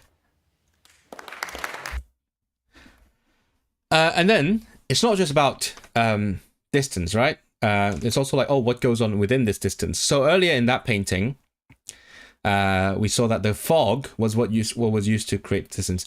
Actually, I'm saying stuff now that I really should have written in my commentary, but I sort of didn't. But it is implied. So you see the fog here is like blocking part of the background, and that gives you the sense of distance. The fog is also not fully transparent. You know, it is partly opaque, partly translucent. You could in theory see some of the mountains in the back through the fog. So I'm like, okay, so how can you do similar things with music? So this is drawn from as I said earlier, electroacoustic music, as in like music made on a computer, where they have a lot more freedom, more control. So I took part of it because Dennis Smalley, who's a New Zealand British composer, gave like a set of vocabulary to describe how describe these musical objects within space. So I took part of it to use as, you know, just my terminology. So let's say there's something between close and distant. So you could make the music sound more opaque, or perhaps you can hear through the music and hear what's behind it. So let's say this one, a clearing. So there is a gap between it, and then you can hear what's behind. The question is how to do it. So I've tried different things.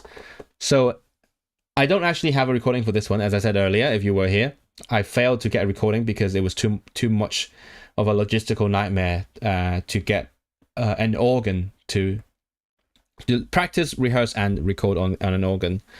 But this is a piece for violin and organ. And the thing with the violin and organ is the organ is really fucking loud. So normally if they play together, you basically can't hear the violin. So I'm like, okay, so how can you hear the violin? So one way is to separate them with like how high the notes are. So there's one section where the organ's playing in the middle, and the violin sort of skirts around it. It goes around the top and bottom and finds a way to get through it.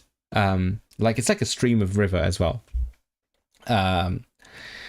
So another way is like, oh, what if the organ plays really loud, but there are gaps through which you could hear the violin.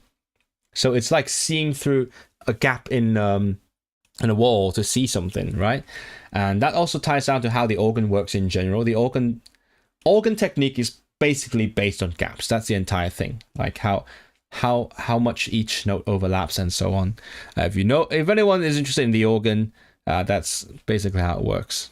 So we won't get into too much detail about that. That is, by the way, that's about land reclamation. I've heard that the organ was the world's most technologically advanced invention for like 100 years. I don't know, actually. It could be. It is pretty complex. It is pretty advanced. and it has remained the same way for hundreds of years. The only thing that has changed since a few centuries back is, for one, you can play on an electric console. Because, okay, a bit of like background info about the organ. How the organ works is, let's say you play one key. Normally nothing happens, but there is a bunch of pipes somewhere. There is air pumping through them at all times. In the past, that would be someone actually pumping the air, but now it's like electricity pumping the air. But the pipes are closed, so they don't make any sound. So when you press a key, you can select, okay, I want this particular set of pipes to sound. So I pull the stop. That's where people say, like, that's why people say, oh, pulling out all the stops, right? That's what it means. So you pull out a stop, and then you press a key. It tells the organ, okay, I want that particular pipe to be unblocked. So it gets unblocked, and then the air makes a sound. The thing with traditional organs is, if you pull out all the stops, when you play one key, you're actually operating like, I don't know, 20 valves at the same time. So it actually gets really hard to press on the organ. That's why people play organ like this rather than like this, because you need actual strength to open all the valves at the same time. But nowadays, a lot of organs, I'm not saying it's better or worse, but like a lot of organs are electronic. At least the console, as in like where you play, is electronic. So when you press a key, it just tells the machine to open those valves. Yeah, assuming there are still pipes. So some fully electric organs are like, just makes a MIDI sound, But like, assuming there are actual pipes, then when you press a key, it tells the machine to open the valves. So actually, it doesn't matter how many stops you pull, you're still just pressing the same amount of, using the same amount of strength.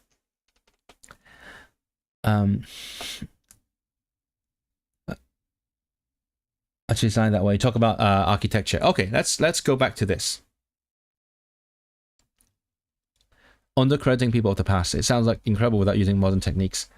People were pretty smart, People were pretty smart back in the day.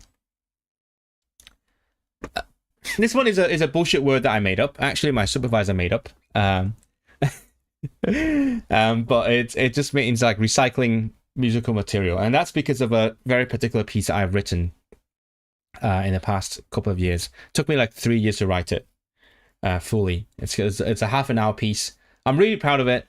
It's underrated, I think. It hasn't been fully performed yet. It's been fully recorded. That's it. So Octo is a piece of music that is my goal again. It aims to portray the kinds of landscapes that are along the river that I grew up next to. So the river is called Shingmun River. It's actually not, it's an urban river. What can I say? It's not really a river because, for one, it's heavily like engineered to be like straight and whatnot.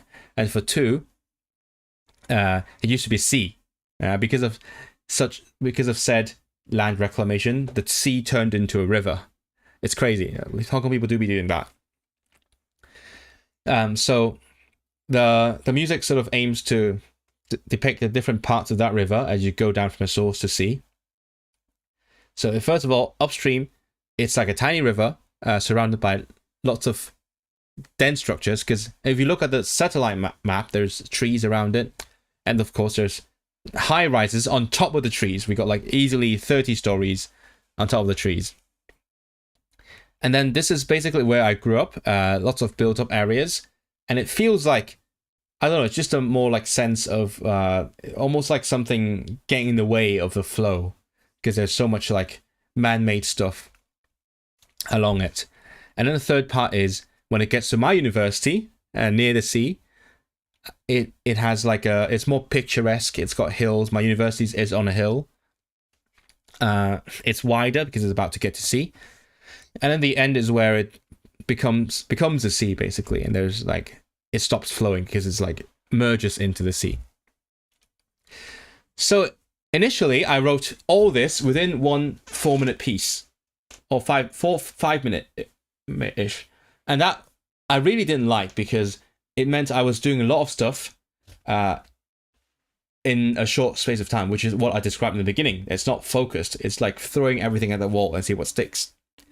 And also, there's a lot of ideas in there that could have been used more effectively, could have been used more extensively.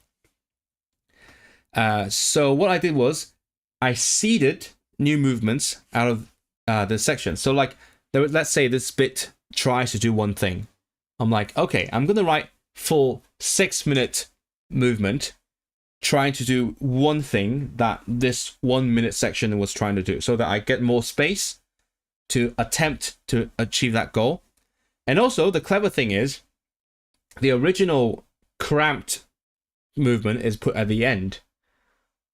So when you hear the whole thing through, you will have familiarized yourself with all the ideas in more detail before you move on to the cramped one. So it feels more like a recap rather than lots of new ideas. You have to leave, but you watch the recording later. Thank you for this, and good luck again for the Viva. Thank you. You're adding to the musical knowledge with my unique and novel contribution. I hope I am. I mean, the whole Viva is proving that I am adding to knowledge. So hopefully I successfully do that. But thank you for being convinced yourself. I'll see you later in another stream. By the way, I used themselves in my thesis because I'm so woke. I decided to. I was thinking about it. Should I use themselves because it's more like formal English? But then I decided I'm going to use themselves. Very woke word. Reclamation has a connotation of pride. You're thinking about reclaiming, let's say, a slur or something, right? So,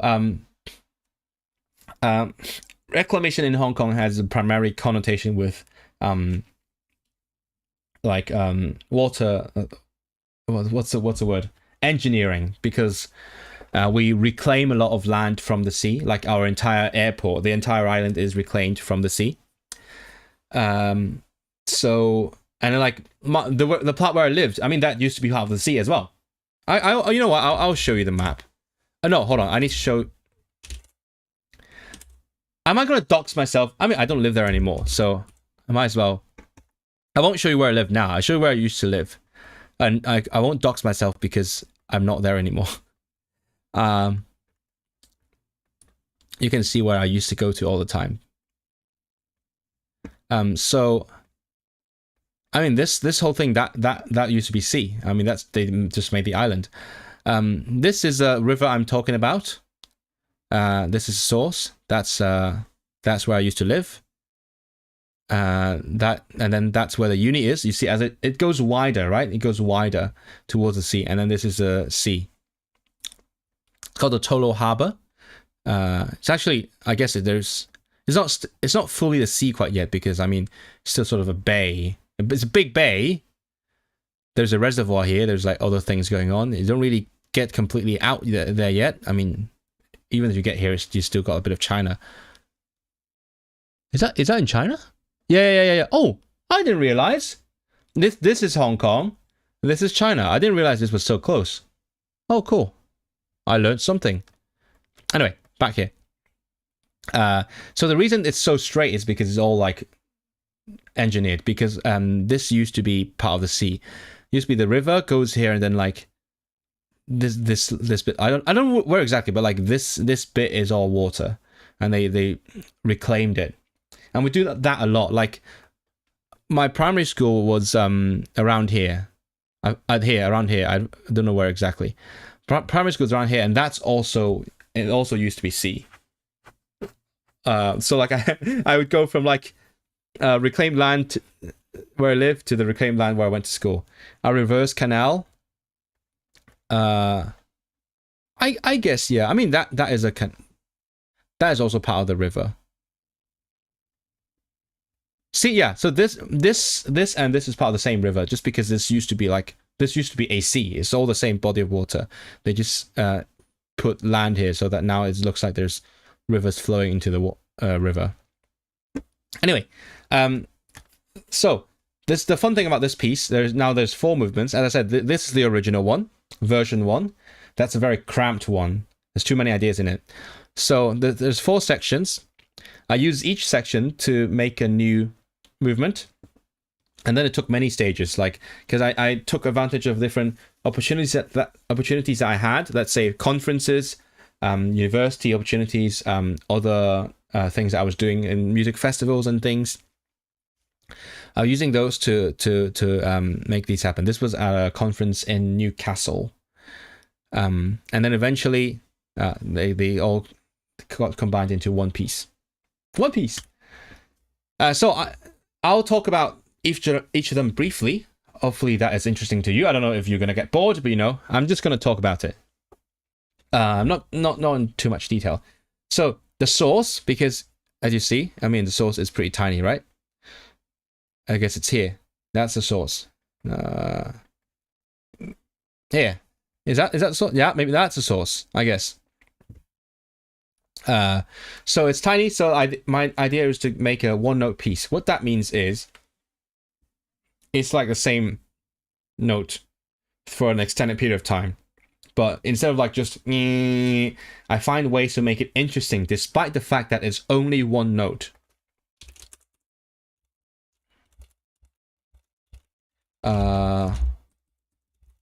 So I'll play it to you while I... What? Okay, I don't care. I'll play it to you while I talk about it.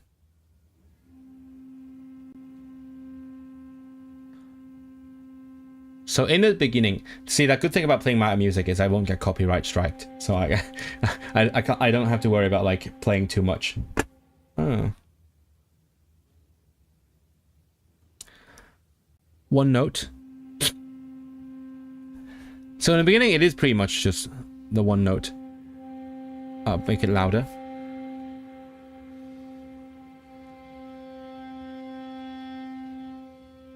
But it's actually one note being passed from one instrument to the other. There's subtle differences in how it sounds.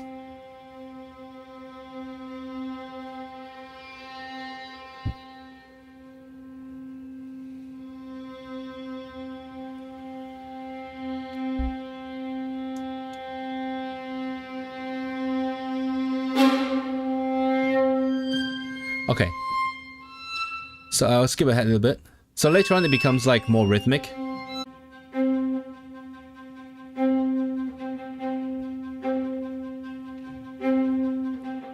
It's still just one note. Except like the little extra bits that you heard.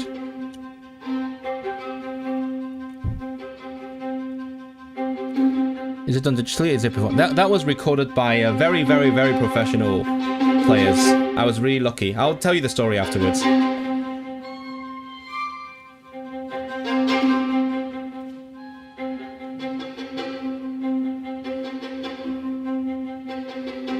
Yeah. So my main goal here was to find ways to add interest so that it's interesting, right? So I was like, oh, can I make each instrument do like different things that sounds slightly different, and then I add rhythms, like different accents at different points of the rhythm, and then finally I add more of the same pitch. So instead of just one C, it's like, oh, more C's. So the story behind this is that was a crazy story. So as I said earlier, I used different opportunities to get people to play different parts of the music, and hopefully I would like combine the recordings to make one full recording. So I wasn't expecting I would get anyone to play the whole thing through. And then I was very fortunate because there is this resident quartet that comes to my university from like France and Belgium many times a year. So normally what they do is they come to play a concert, and then they like play compositions by students. And then, yeah, I had to stop playing because as I said, I can't speak very well when I'm listening to music. So it just so happened that year that they came, they had like the time slot, they were paid to play student music. But it just so happened that none of the students that year wanted to write a piece for them. So they chose other opportunities. They had chosen other opportunities instead. So they were just there. They had the concert set up. They had their session set up, but they had nothing to play. And so my supervisor knew I was writing this piece, which was like a very long piece for for the string quartet, and he was like, "Oh, I mean, you're here anyway, and you're getting paid anyway. Why don't you play Israel's long piece instead?" So rather than like 4 normal length pieces, they would play like 1 4 movement piece by yours truly. And I really lucked out there, because like it must have been expensive to make them do that. And then also people were here to hear literally just my music. Normally they would go there to hear like, oh, this student wrote this, that student wrote that, but they just came here, like dozens of students, just to hear my music for like 2 hours, 2.5 hours straight. So that was really cool, and that went well. Not perfect, but went okay. The thing about this quartet is they're really, really good at sight reading, as in like playing music without practicing. They're insanely good at it. So what they do is they come here without practicing beforehand. They just take the music and then they play it for the students. So it wasn't perfect. I mean, they weren't being paid to play it perfectly. If they had been, that would have been even more expensive. But they did it pretty well. And then I was like, happy with it. And then what happened was, it turns out that someone had forgotten to press record. So that whole thing was not recorded. And then my supervisor was like, what the fuck? You had one job. So they were scrambling to like fix it, right? Some other staff were like, well, it's too bad. You know, it had already happened. You know, you already got the best opportunity you could get. You had a good session. At least you learned something from it. It's kind of a shame that you didn't get a recording. And also, like, the quartet was not going to be back for another half a year. And then my supervisor, who always has my back, I love him. He's like, no, that's not fair. That's what we promised Israel. So we got to make it happen. And so eventually, half a year later, when the quartet came again, they booked them for a special session just to record it for me. It's not even for like discussion, no discussion, just record it. And that's the one you're listening to right now. You were. And yeah, I'm really fortunate. I mean, that was not something that was normally given to our students. I mean, that's not what I paid my 19,000 a year for, but you know, I got something extra out of it.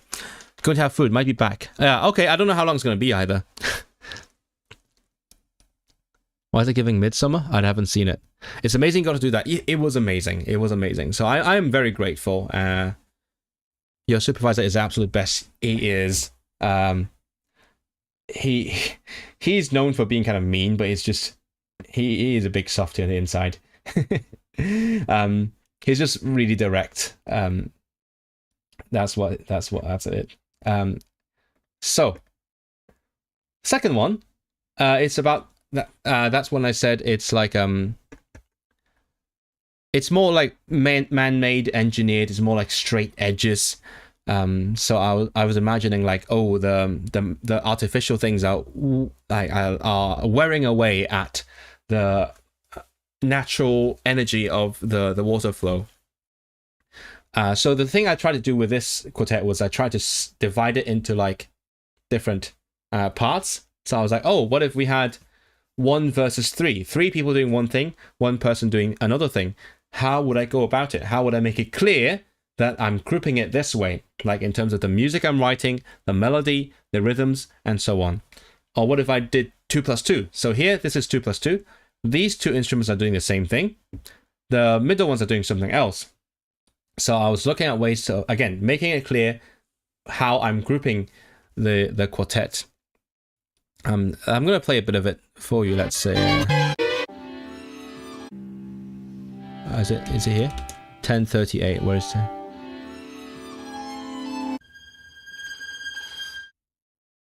What?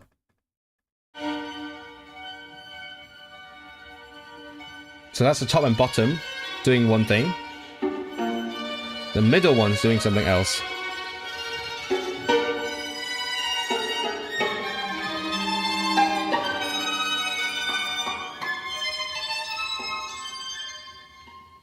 Yeah, so that's something I aim to do with this part. I'm gonna I'm gonna also talk more about like other influences that I've had, because I think that is interesting. First of all, I tried to do one thing called Zhou Hong. Zhou Hong. Oh, someone asked me earlier about like folk traditions. Zhou Hong is a feature in Cantonese opera that one of the few things that I've learned about it in my secondary school. So what Zhou Hong is when a Cantonese opera singer starts singing, and then let's say the violin and accompanying it, because they use violins, it plays kind of the same thing, but a bit delayed. So zhou means to chase. So the violin is sort of like chasing behind the singer, but it's not like it's also not an exact copy. It's like an embellished version of it.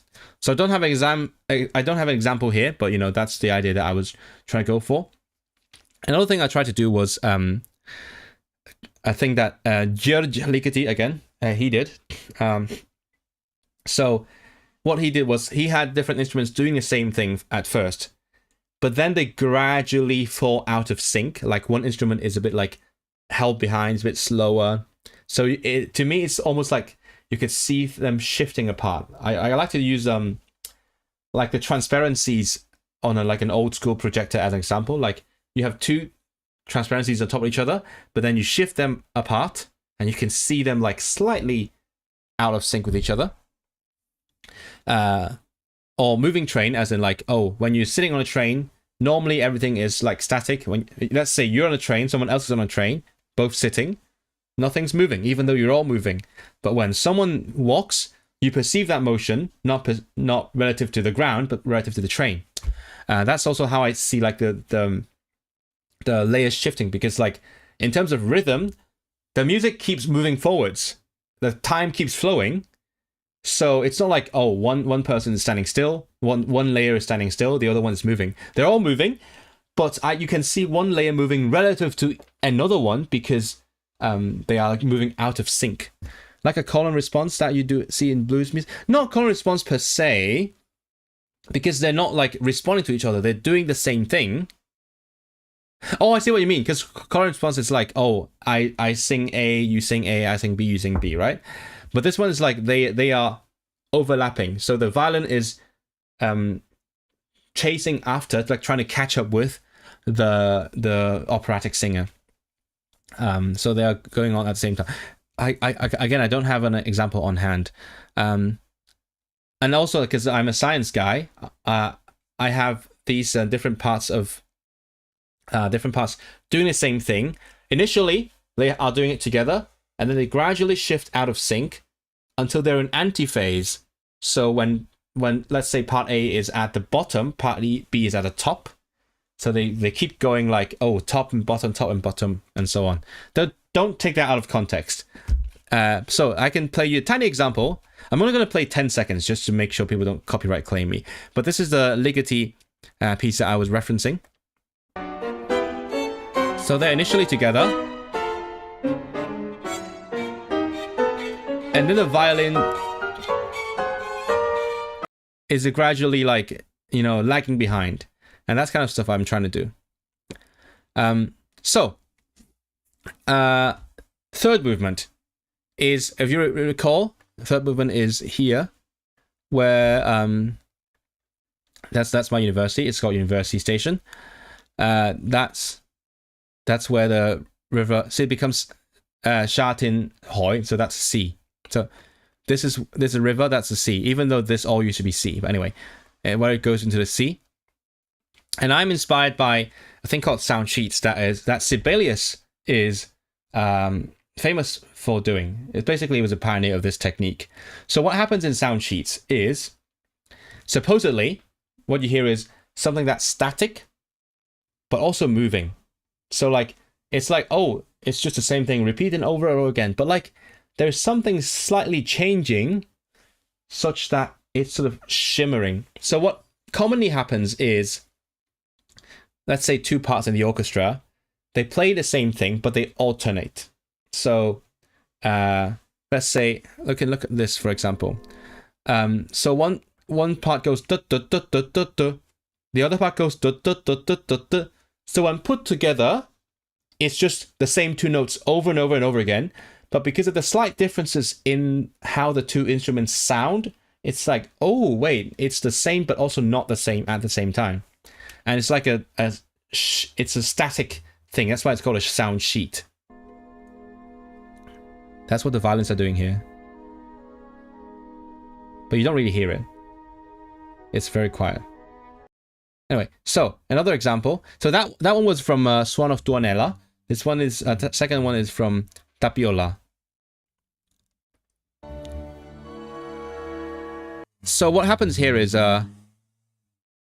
one violin part goes up, down, down, up, down, down, up. The second violin part goes down, up, down, down, up, down. So when they put together, it's just the same notes again and again, but it sounds like it is shifting somehow. Yeah. Oh, let's do it again.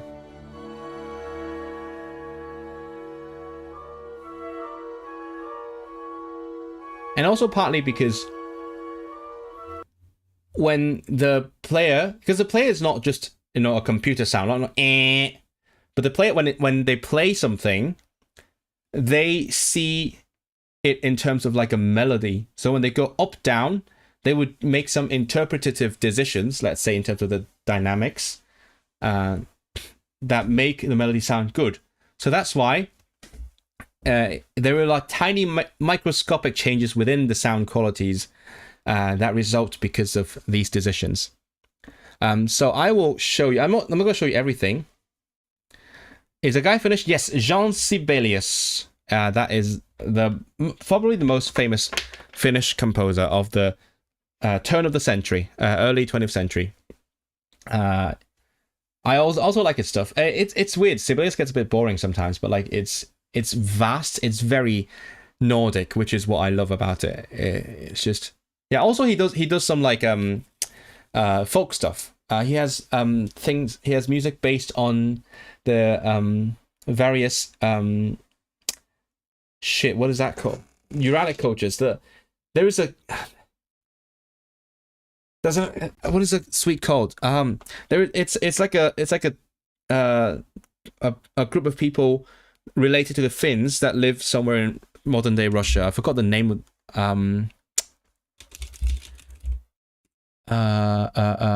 Karelia. Yeah, Karelia suite. So the Karelians, it's based on like Karelian folk tunes and things like that. Very cool. I love the Nordic countries. I want to move there maybe eventually, maybe Scotland. So I will, again, without going into too much detail, I will show you different parts in this movement where I try to do the same thing. So I say refrain because it's like an idea that comes back several times. Every time it's different, but also it's based on the core idea. It's just a big E major chord. So let's see, 1247. No. By the way, the end of this movement is my favorite thing ever.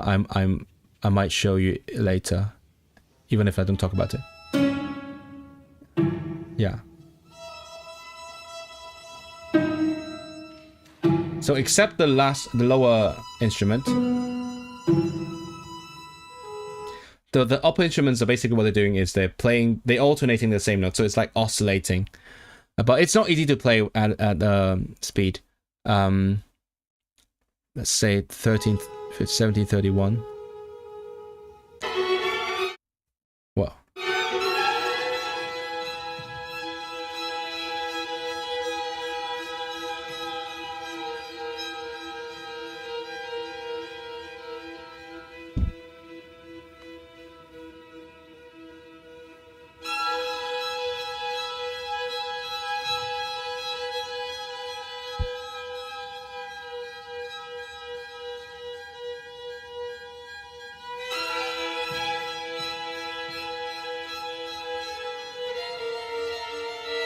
Oh, I love this.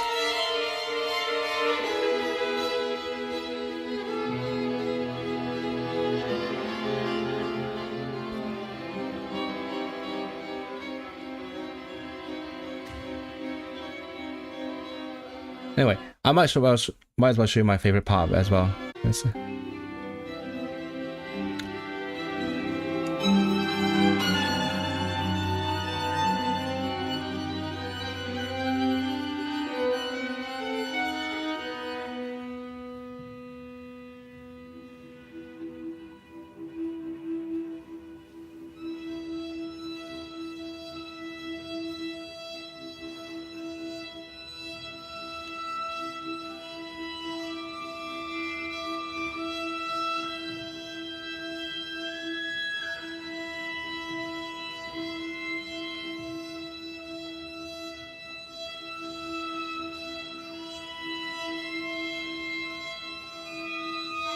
What do you think about the future of music with AI?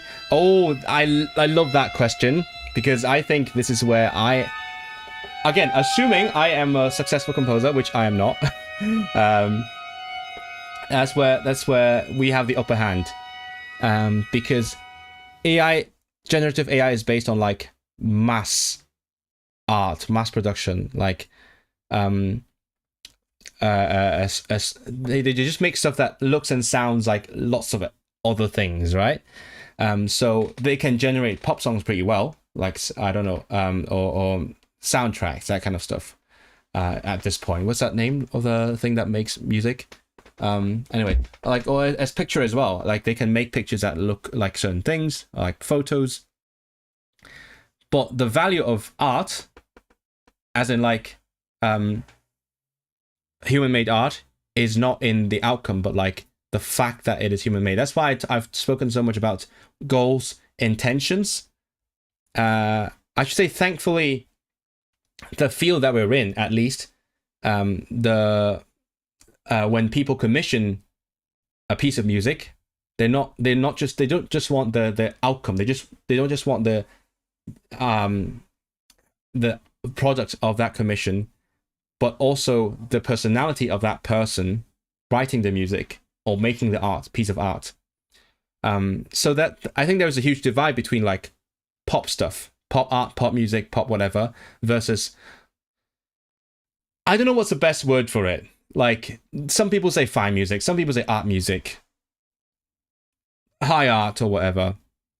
But as things stand now, the market for art music still appreciates the personal element in it. So even if there are some composers that use AI or other like tools to assist the composition, the intention of the composer is still there, and that's what people are paying them for.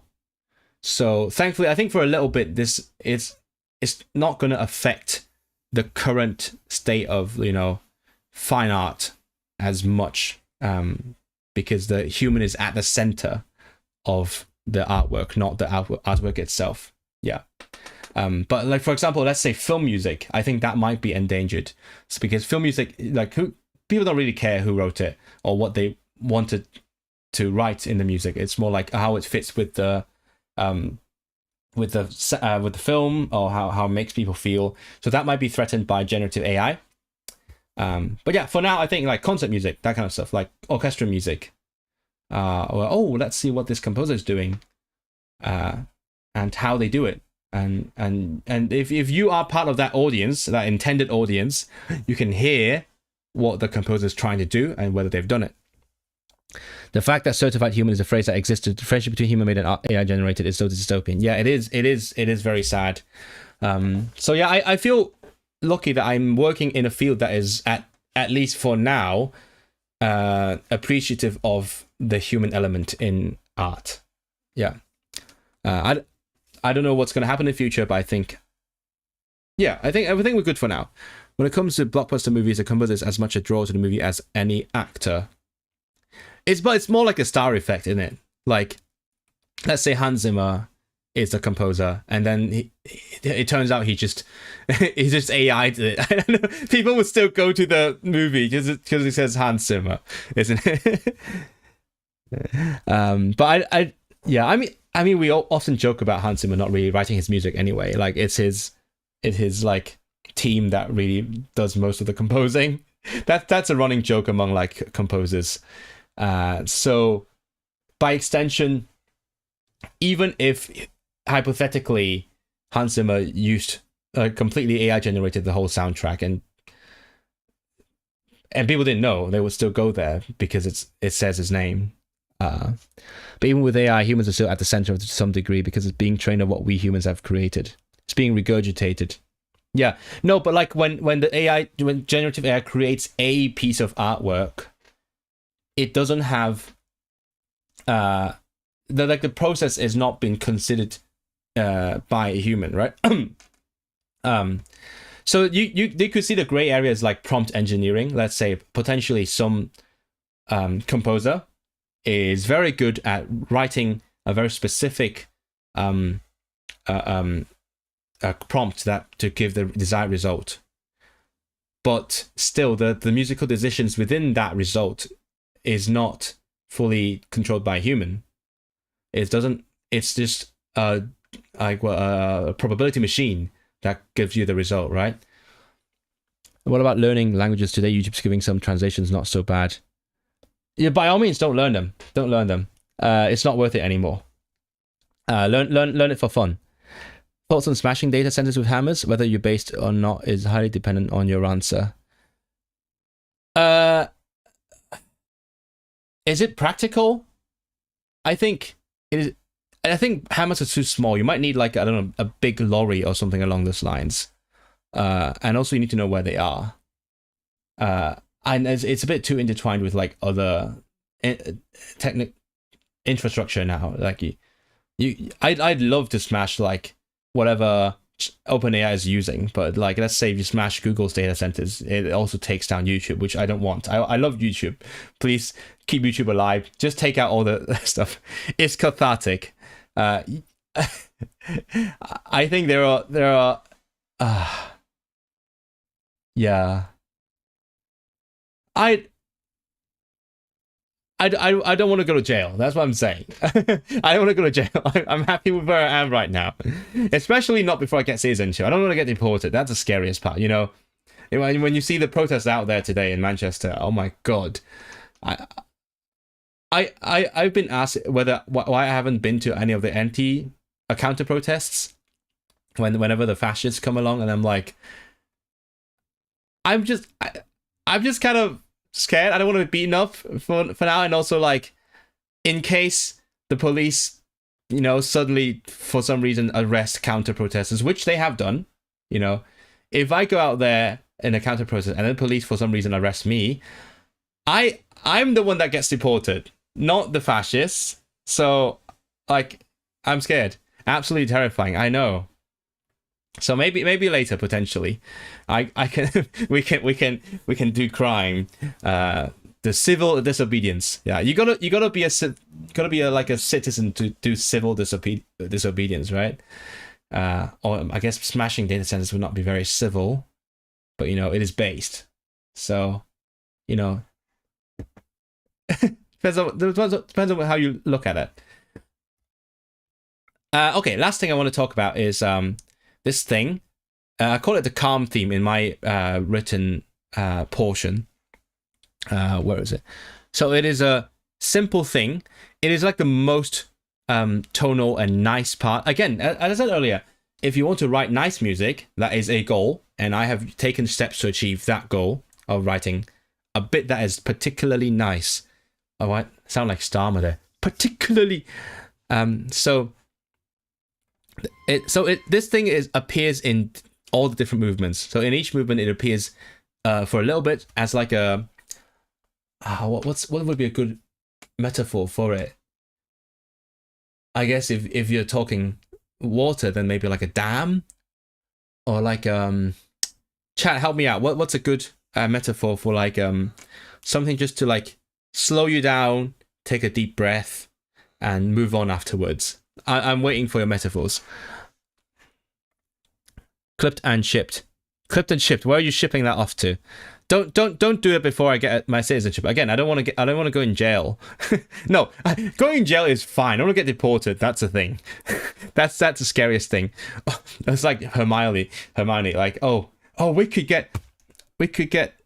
die, or worse, expelled. I don't want to get expelled. You don't want to get involved with that. It's scary. I think we have sort of a civic duty to get involved. And again, in theory, like if you have a lot of people going together to counter protest, I know, like it makes it safer because you're less likely to get attacked. It's just like, for me, it's just too unpredictable. Again, like I quoted earlier, I could die or get expelled. I'm like, I could get beaten up, or worse, get deported by the police. I'm like, I don't want to do that. Not now. So we'll see. What is based in Polish? I've seen it. I've seen based in Polish. I forgot. Oh no, I forgot. Is Kamil here? Because I remember relatable is rel, but what is based? Co to znaczy? Based. They might just say based, but I'm not sure. I have to ask someone. Anyway, so we can. This is the nicest part of the piece, so I'm just gonna play all of them for you.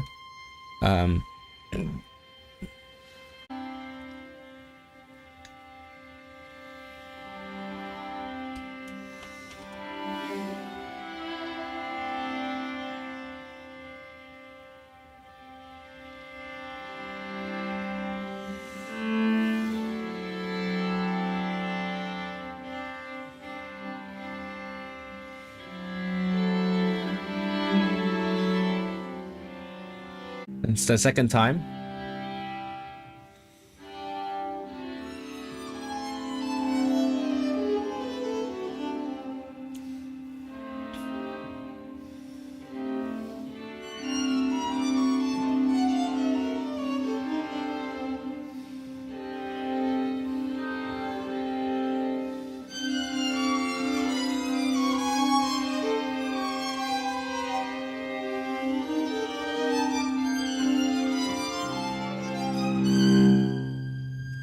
The third time.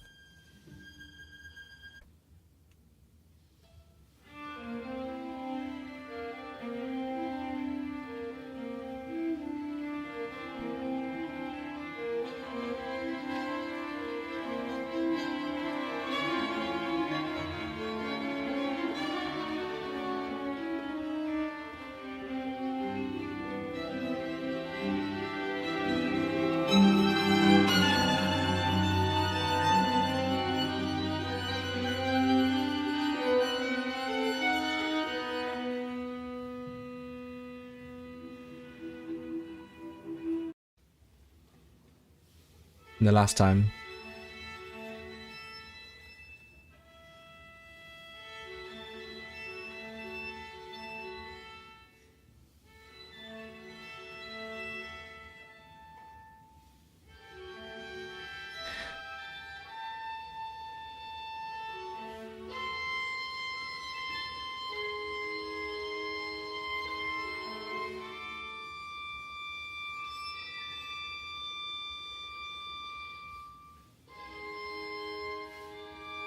Anyway, I was just reminded, and this is probably worth talking about, especially on the language channel. So, I named each movement after like I don't know, a random thing, after whatever what was it what it was depicting. But I also gave each movement a subtitle that is based on an idiom, a 成语, as we say, like a 4-syllable idioms. So I don't know, some of you might be interested in what kind of idioms we have. So the first one, it's crane among chickens. In Cantonese, hot lap gai kwan. So it literally means a crane, as in not like the mechanical crane, but like the bird crane among chickens. It's like a lot taller. So normally we use it metaphorically to mean like, oh, you're the best among the best. You're like way better than everyone else. Let's say you're in studying or in whatever. But here I'm using it more like an analogy for like the high-rise buildings popping out of the ground. The second one is actually not here. Where is my? I forgot my subtitles because it has been a while. Let me find them. So the second one. Oh, what did I do? Give me 1 second. The second one, so worn away. This one is subtitled "Row Against the Current." Yeah, 逆水行舟. So it's just what it literally means. Like you row against the current, it makes it harder to row. So usually there's a second part of the idiom "不進則退," which means if you don't row, if you don't go forwards, you go backwards. So I grew up hearing it in the context of like competition. Let's say in school, you got to study hard. If you don't get better, that means you're falling behind. So you row against the current. And then the third one, the one with the sound sheets, that is called Bright Mountains, Blossoming Waters. 名山秀水. Yeah, again, just what it means, just beautiful scenery. The last one is subtitled Dim Willows, Bright Blooms. So that's a contrast because as in 柳暗花明, 柳暗花明. So the willows are dim because they block the sunlight, but then the blooms behind are brighter. So usually it means you go from a bad situation to a good situation. Usually like in a drastic way. So that's reflects how this you go from the narrow river suddenly to the wide sea. So that's how I chose my subtitles. I didn't really have to do it, but I just wanted to.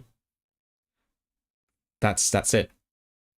But not all activism is about protests. Oh, those are really important. There are other ways we can show up for each other. Yeah, I mean, I've done a lot of activism on my part, like through the things I do. I mean, most of my 2019 to 21 were about activism through my music, making films, making operas, and other things, other tiny things that I've done on YouTube.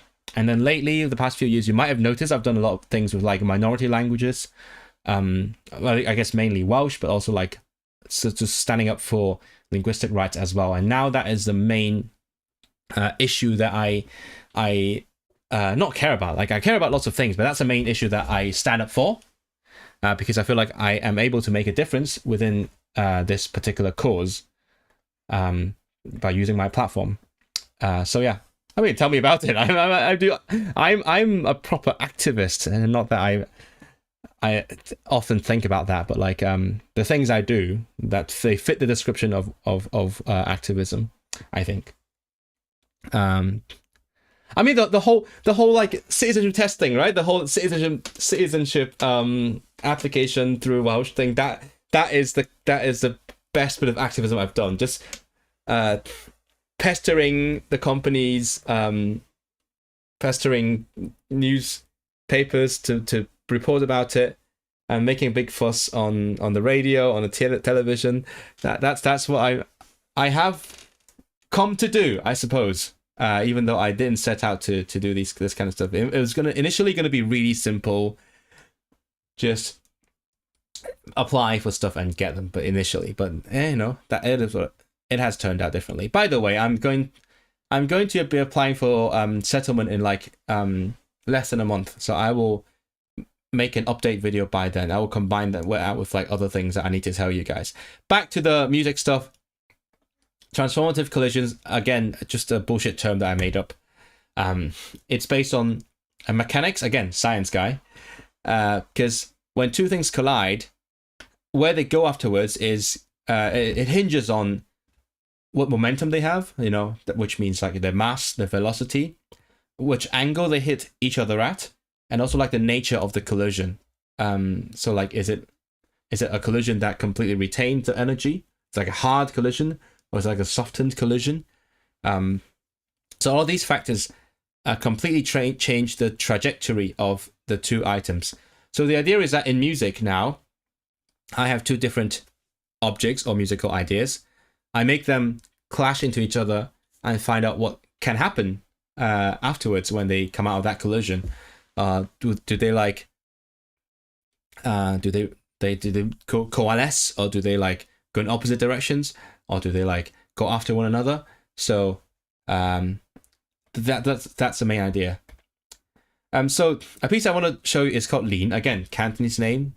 Initially I was going to call it Chain 4 because it is inspired by one of my favorite composers, Witold Lutosławski. He had a series of pieces called Chain 1, Chain 2, Chain 3. And I was like, that's Chain 4 right there. And also 4 has a lot of symbolic meaning. I'll talk more about that in due course. And then the profs were like, no, you can't just write a sequel to someone else's piece. You can't do that. So I renamed it Cantonese. I was like, fuck you, I'm going to use Cantonese. And like 6 minus 2 is still 4. So it's still got the 4 symbolic meaning in there. So I'm going to play it while I talk about what it means. The impact is consonants. That could be one of the outcomes of the impact, right? But the impact is when they... So initially I would present each idea and then like put them together inside the musical texture and see what they can do together or what they can't do together. This is a concert, by the way, by The Flock, which is a musical collective that I set up. We haven't done anything since the first concert because I'm busy doing other things, but hopefully we'll do something else. I'm not terribly good at admin, which is bad because I'm trying to get some art admin jobs, but don't tell them. So the idea of this piece, the musical idea is chain from that Lutosławski setup, which means different ideas, very different ideas. They sort of come out, they develop a bit, and then they sort of fade away while the other thing, the new thing, does the same, and they overlap. It's like an interlocking chain. So a new idea, it develops, and then a new one comes in before it's done, and so on. That's a musical inspiration. The extra musical inspiration is human chains, which, you know, perfect, right? Chain form, human chains. Because I wrote this when I was in Lithuania in 2023. Yeah, I lived there for a month during the summer, and that happened to be the 30. Fuck, when was this? 20. Okay, right. So yeah, that was the 34th anniversary of the Baltic Way. This one. That's when Lithuania, Latvia, Estonia, everyone, that was during the Soviet Union in 1989. They all formed an extremely long human chain from Lithuania all the way to Estonia. And I've been to the tile where the human chain started. So I was in there in August. So the human chain thing happened. I actually don't remember the exact date. I should, because it's such a big way. August 23rd, yeah. So I went to a celebratory event in the Vilnius Town Hall Square, where they celebrated the 34th anniversary of this event. And I was like, this is an event that has always really touched me, because for one, it's called the Singing Revolution. You know, the people came together through the power of music, because they are all peoples that really love singing. They have like choral festivals and things. And the second thing is just, it is such a physical manifestation of the power of, you know, again, people supporting each other physically and also spiritually. And that's like 3 different nations coming together. So this historical event has always had an impact on me when I first learned about it. And then later on in 2019, which is 30 years since the Baltic Way, on the 23rd of August, Hong Kong replicated the same thing. Probably, I mean, potentially just as lots of people as well, because that's I mean, to be fair, we're not a big country like those 3 countries are. But like lots of people came together and did a human chain. So I wrote a piece of music inspired by these events. So there are 4 main ideas, all representing different nations in these 2 historical events. And the idea is that, they all show up one by one like a chain, but then they also overlap. And when they do overlap, I try to explore, what can they do together? What different things I can do when I combine these different ideas. That was a basic concept for the piece. I can skip to skip to my favorite part. No.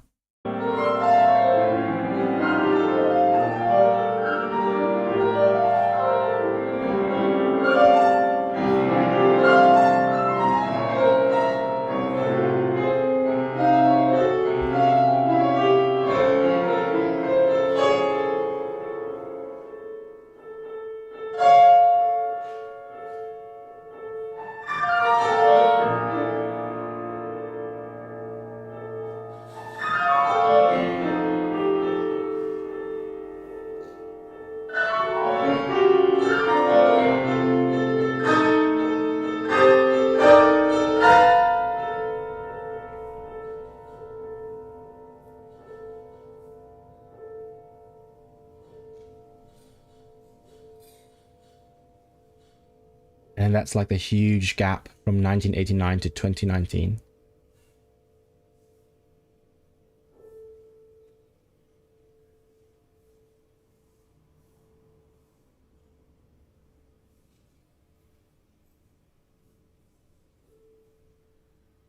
I actually spent so much time practicing that bit. That was the hardest bit to play in the entire piece. And also the next bit, I guess. Both of them.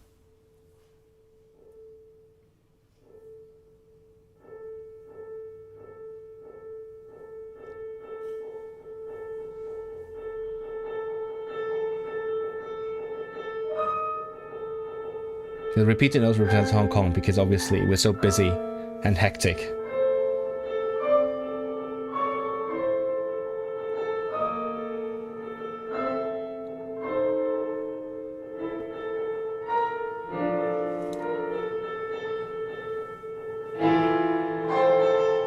Anyway, okay, so I'll let it play and while I'll keep talking. The next piece is called Mind the Gap. This is probably my, what's the word? The crowning achievement of my PhD, because that's my favorite piece of all. Not necessarily, but that's a big one. I like big things. That's why it's my favorite. But like, it was inspired by another piece of visual art by a Hong Konger I met in Manchester. I once went to an art exhibition and I just saw this there, and it was just there explaining his work, and I was like, oh, that really resonates with me, and then I wrote a piece of music based on it. Magnum opus, yeah, you could say that. It hasn't won me any awards, sadly, but you know, I like it. Who cares? So the idea behind this, it's by Price Chu, called Behind the Curtain.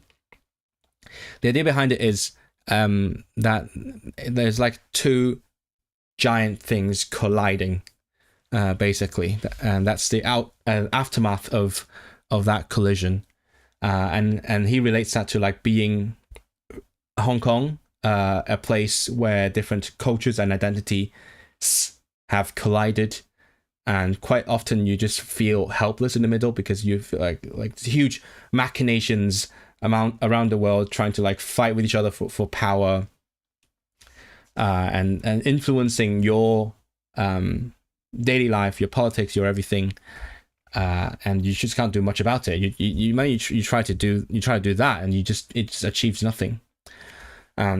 So that's basically the premise for the piece. And similar to that, I designed two pieces of main musical materials to represent the two monoliths that are colliding and creating this huge, terrible collision. I'll play I'll play it with softer so I can talk over it.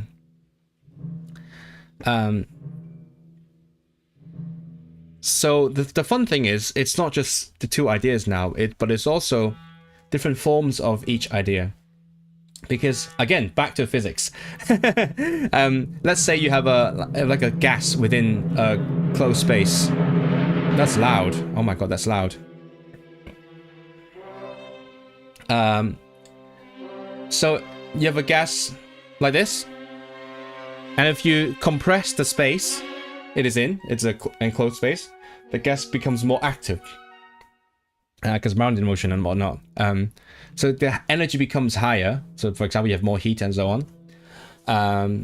So that is the idea. That I'm drawing language from the earlier bit where I had like blurring and focusing, but that's the idea. When it's like when the idea is forced into a tiny space. Remember, we're talking about musical space here. It becomes more erratic, unpredictable, high energy. Whereas if you give it more space to like stretch its legs or extend, it becomes more stable. So rhythmically, it is. So this is a high energy state. It's not. There's not really rhythm in this. It's just a bunch of sounds. But when it settles, it becomes like a nice melody. And the idea is that, you know, if you don't have all the hostility, you wouldn't. You have more space to, you know, be your best self. But whereas once different entities are being pitted against each other. They're forced to be hostile. They're forced to be confrontational, and it becomes ugly. That is the idea as well. So just now you've heard the opening bit where it's like okay,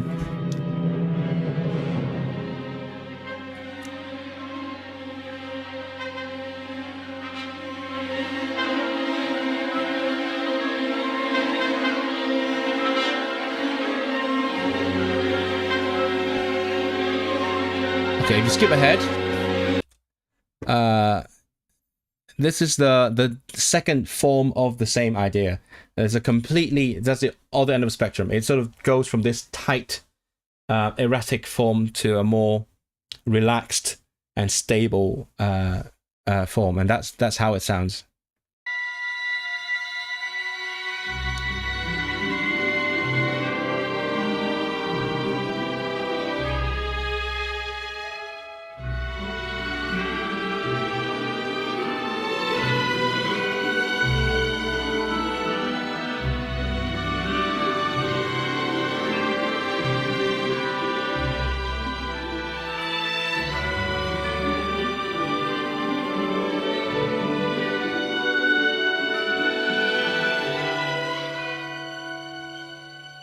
That's everyone's favorite part, and it's also my favorite part.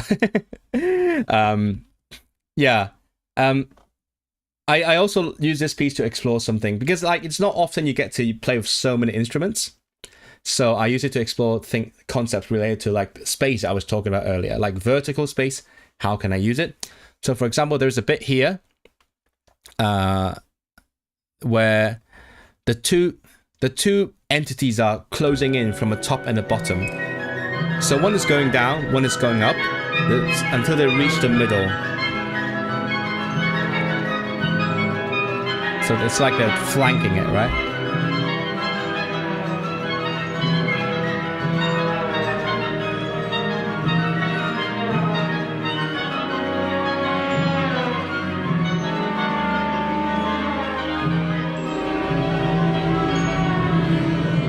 And that's when they reach the middle point. You missed that concert? It sounded incredible. I mean, I was way too unnerved to actually appreciate the music at the time, but thankfully someone else was there to record it for me. It's scary to have your orchestral piece performed, especially when you're not part of it. I don't know. When you're part of it, you feel like, oh my god, I'm contributing to my failure. But when you're not part of it, it's like, oh, I have no control over whether this goes well or not. So it's both unnerving. It's just because it's like such a huge piece. It's so many moving parts at the same time. So yeah, I love the experience, but it is scary. What was it like the first time you were able to get many immensely talented people to perform something you created and have to take it seriously? That must be amazing. Also, you know, because I have played with those guys. Oh, by the way, let me explain this first.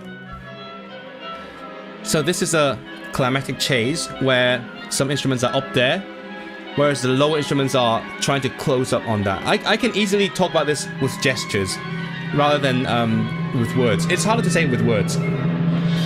So this is moving up slowly, and this is like catching up. And then this one's like, oh, I'm scared, I gotta go faster. And then become like a higher energy version, like a more erratic version. And the second one catches up as well. And it's sort of like colliding on the top register. And then finally they intersperse each other. They like sort of penetrate.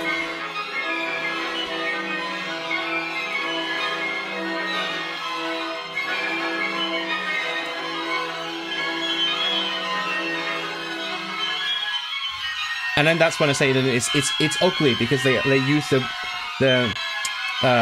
most high energy, most intimidating forms to like attack each other. Now I know if I have to explain this in my viva, I'm gonna use gestures. It's so much easier. Like writing about it is really hard, but when I have hands to use, I can like just show you how it's moving, because I'm talking about something visual. Reminds me of how a colleague of mine, when he did his viva, he was explaining a different harmonies. It was like, oh, this is one, the two notes, and the two notes they put together He would do this all the time. He loved doing this. And then later I learned that this means sex in BSL. So that's fun. That's good. It sounds like they're fighting. Oh, intense. Thanks. That is the intention. Thank you for pointing out that it is intense, Ari. Welcome to the chat, I guess. Yeah, that's the ending, by the way. Might as well play it.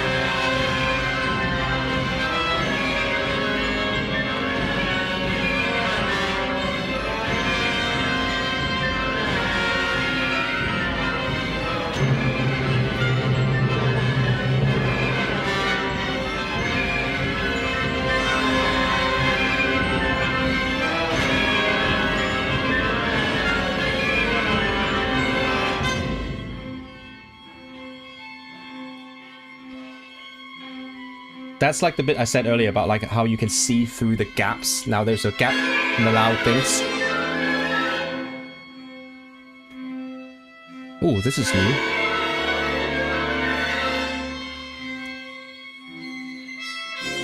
That's the ending. Yeah, I appreciate the feedback, by the way, Esme, because I never got to talk to anyone about this. Like, it's... People have said they liked which bits about it, but like nobody has told me, oh, it sounds like they're fighting.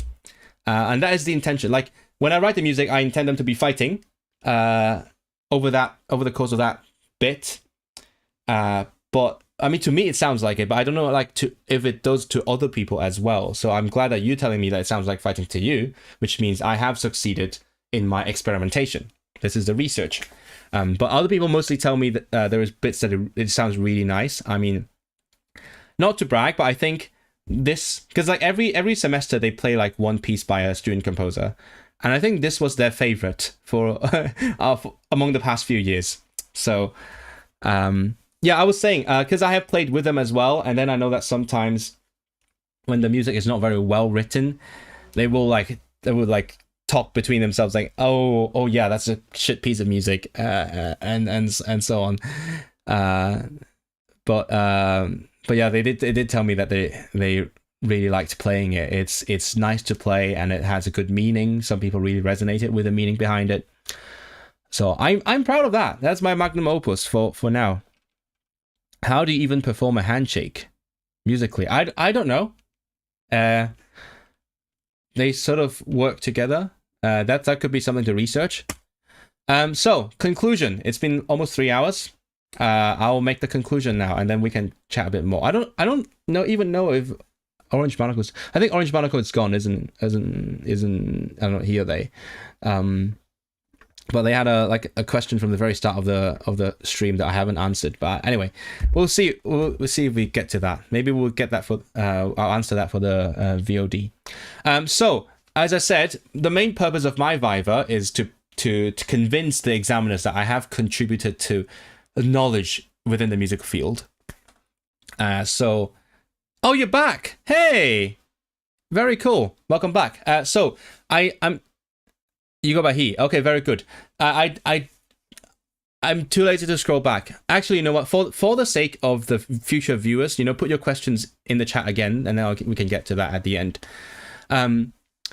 So actually, when I first showed my conclusion to my supervisor, he was like, "Nah, you got to make it really explicit what your contributions are. Is it contributions or contributions? Contributions, yeah, yeah.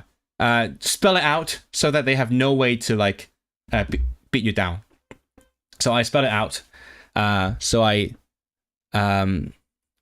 First of all, this is something that I came up with. I mean, when I said I was doing something with space, I was like, oh, how can I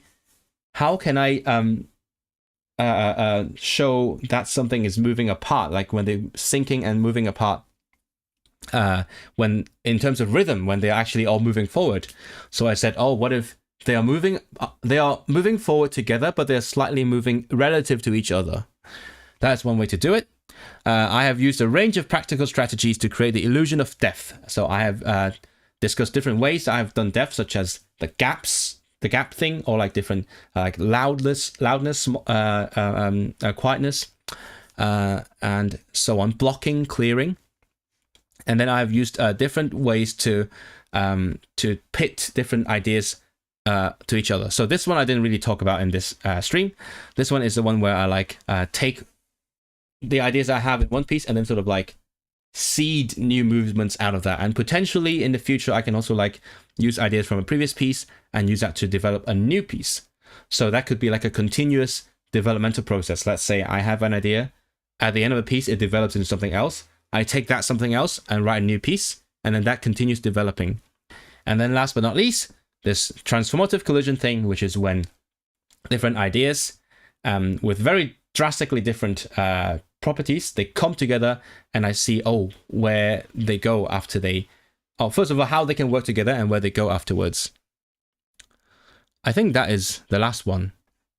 Yeah, so this is my mock viva. It's weird because my viva doesn't actually involve presenting, but I think through explaining these things to you guys, it's actually helped me practice talking about them as well, because there are some bits where I'm like, I need a specific word for it, which I don't have at the moment. And also that helps me remember the contributions to knowledge that I actually have written there. I need to like be able to explain it on demand, or use the right analogies and metaphors when I need to. You probably need to go soon, but this has been really interesting to follow. Thank you. I don't... Obviously, this is the first time I've ever done something like this. I don't usually give presentations on stream, but I thought it would be good. It would be interesting to some of you, at least, and it would be good for me to practice talking about these things, especially since I haven't looked at this thesis since September. Are music PhDs for discovering new things and pushing boundaries slightly? Are there other concrete goals? So I think the last bit there, it sort of answers your question. So it's yes and no, because it's creativity, right? It's arts. Like, barring certain specific scenarios, it's rarely going to be really original. Right, because like, some people make a new instrument, or they find a new way to make sound. Like someone I know converted the moisture in mushrooms into sound. I'm like, that's cool, that's original. But most people will not do something that original. But the original thing about composition is that you find your way of doing things. Or like, let's say you have a goal. Maybe some other people have tried to do that. Maybe you have. Maybe they have succeeded, maybe they haven't, and you're like, let me give that a crack. I have an idea how we can achieve this goal, and then whether that succeeds or not, that is your contribution. So it's more like, because with creative arts, the fact that you are making it is what makes it original, right? Even if you try to imitate Chopin's musical style, you're still adding a bit of you into the music. So the question is how to convince people that, you actually had some new ideas, and you have found your way of implementing those ideas. A musical researchers would use a build onto the future.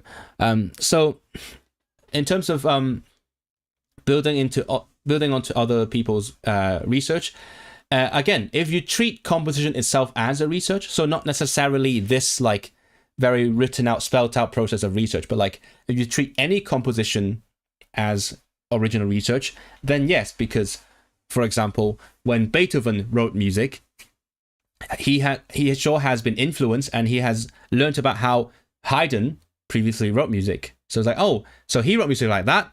I like some of it. I don't like some of it. I'm going to do some of that. I'm going to do something else different. So that is kind of the researchers as composers building upon each other, right? And then Beethoven himself, he invented some new ways of writing music. For example, Beethoven was the first known composer to write sul ponte, so playing the violin like closer to the bridge, and it gives a weird sound. And then other composers are like, that's cool, I can do that, and so on. So nowadays we're rarely actually inventing something entirely new, but like we are inventing certain new ways of doing the same things. And we also we do literature review, as in we look at what other composers have done in the past, and how that relates to what I want to do, or potentially don't. So that is your answer. Is viva the same as defending your thesis? Yes, exactly. Yeah, that's what it is. Oral defense, oral examination, thesis examination, viva, same thing. But the thing is, I don't present it in the viva. That's it. I've had this discussion with my supervisor. I'm like, oh, is viva the American term, or is it like, do we say viva? And he doesn't know either. So because he's born and raised a Brit, but he also grew up in Texas, so he's not sure either whether something is British or American. Are there researchers out there that are very well respected in the field, but you just kind of think the music sucks? I mean, for sure, because this is like between the crossroads of like intellectual pursuits and aesthetic judgment, right? So also, like, when I think a piece of music sucks or it's good, I have two ways of looking at it. There's music that sounds good, but like it is boring. There's music that is interesting but sounds like shit. There's music that both is both interesting and sounds good. There's music that is boring and shit. So it could be either or both or neither. So I mean, for sure, I know some composers, very successful, that do very interesting things. The music sounds like shit, and that's fine. I remember one of my colleagues told me this once, and that really stayed with me. He says, I really like listening to new music, even if I hate it, because when I hate a piece of music, that tells me a lot about what I like or what I don't like. And it teaches me a lot about myself, my own musical taste. So when he goes to like a concert and he's like, oh, that piece of music shit, and he can think, okay, so why is it shit? What about it that makes it sound like shit to me? So what do I not want to do? Or is there anything about that shit piece of music that I might want to do that is like a that salvages the piece? So that's kind of the idea that the belief that I go with. Viva? You never heard viva? Really? Well, let me try to Google it. Some people might say viva. Viva. Supposedly? Wait, no. Oh, no. Oh, hold on. Yeah, you're right. Yeah. When it means the examination, it's only viva. It's viva when it's like Viva Italia or something. Okay, yeah. That's what the dictionary says. Yeah, because my supervisor wasn't sure either. I've heard someone say viva, but I don't remember who that was, and they also weren't very sure. Music for musicians, like Jacob Collier. Musicians think he's cool, but I think it sounds straight. Yeah, I think he's really cool. People say he's overrated. I think the things that he can do is really cool. I guess that's a good example. Yeah. It also sounds not bad. I wouldn't, in terms of pure aesthetic judgment, I wouldn't say it's amazing, but it sounds good. But intellectually, it is amazing. The things that he is able to do. So yeah, that's a good example, Esme. Scriabin, challenging music to listen to. I guess, but it also changes over time, because if you're talking about like a general public's musical taste, that changes over time. Like Scriabin would have been considered too challenging at the time, but then afterwards people are like, oh, that's his master, it's good music, it sounds good as well. Even back then, Tchaikovsky was considered a bit shit because it's too difficult or like too complex, and that's just how it is. Like, that's why composers, at least the composers that we still hear about now, they were the pioneers because they tried something new, they were ahead of the time, and then now from the perspective of the future, it sounds amazing. But back then, they might not have sounded amazing. Or perhaps like Mozart at the time, he was pop music. So that changes over time. But for a creator anyway, what really matters is when I hear something, what I feel about it and why. And Stravinsky, Stravinsky is the best example probably. People fucking hated his music at the time, and that changes very quickly. But now it's a different era because, for one, music has been sort of siloed, or it has been fully segregated into like the art music, you know, and also pop music. There is a lot of gray area between them for sure. There is people doing interesting things in like a pop-esque style that is still innovative. I mean, there are people like making interesting sounds on their computer instruments. There's some people doing like theoretically interesting things with like on the pop medium. But like by and large, music has since the early 20th century, music has been segregated into like, you know, the high art music and like the stuff that normal people listen to. And so that also means that I suppose there's less of the kind of mass rejection of like an innovative piece of music like Stravinsky had. That would be Viva. No, Viva would be French, but Viva would be like Spanish, Italian. Expectations change and people get used to things and learn to enjoy them. Yeah. And people don't have to learn to enjoy them. I think, I mean, obviously, if in this day and age, in the, at least in the UK new music market, if you want to be successful, it would help if you write music in a style that lots of people like, I think.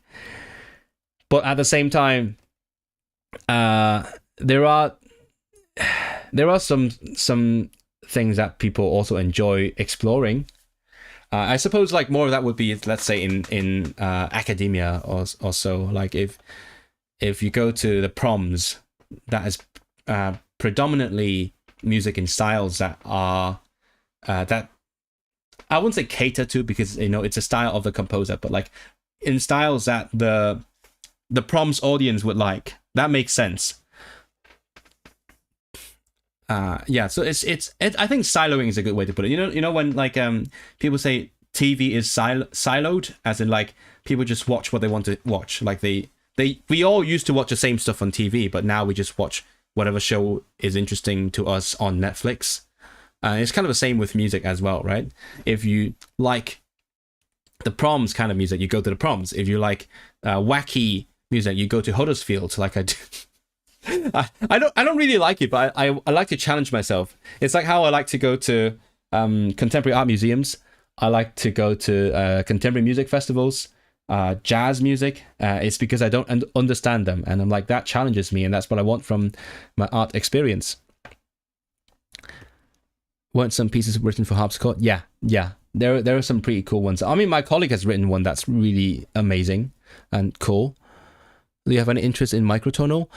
It potentially, but I don't like. So there's okay. So microtonal, first of all, microtonality is when we have more notes between the notes that we have.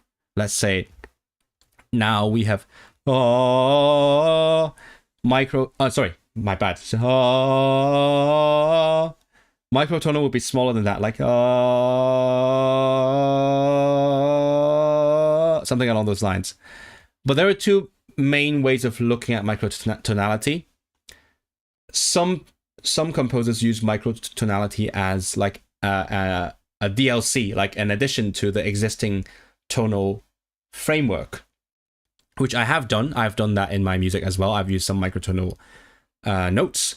Whereas another way, which is what one of my our staff members does, which is to completely do away with the existing harmonic system and use, let's say, this new musical space, this new like tonal space as its own things, and develop a new set of harmony within that, within those like extra notes. I don't really like that personally. I've looked into. If you remember from earlier, I said I proposed a different PhD project than the one I eventually did. And that one was heavily based on harmonic theoretical framework that draws on the Cantonese language. So that takes different forms. One of them is building like a harmonic system based on the frequency of tone pairs. Let's say, I haven't actually done the work, but like, let's say, for example, in Cantonese, if da da is the most common tone pair, we could use that as like the most stable interval, the most stable sounds in like a new harmonic system, and then we can build something up from that. Another one, so that might potentially involve some microtones. And another way I would have looked at it is how to imitate the different sounds within the language using music. So for example, like the overtones, as I said earlier, how to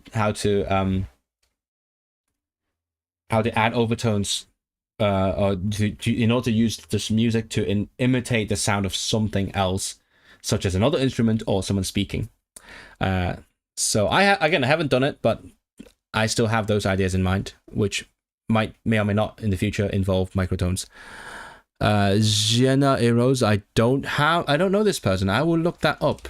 Thank you for the recommendation. So I think this has been a pretty long stream. I have literally spoken non-stop because I have been talking about this this whole thing. So if any other questions, put them in the chat now. I hope that this has been somewhat interesting for you to learn about what I'm doing. I mean, I will be done in like 2 weeks, minus the corrections. So that will be behind me in a bit. I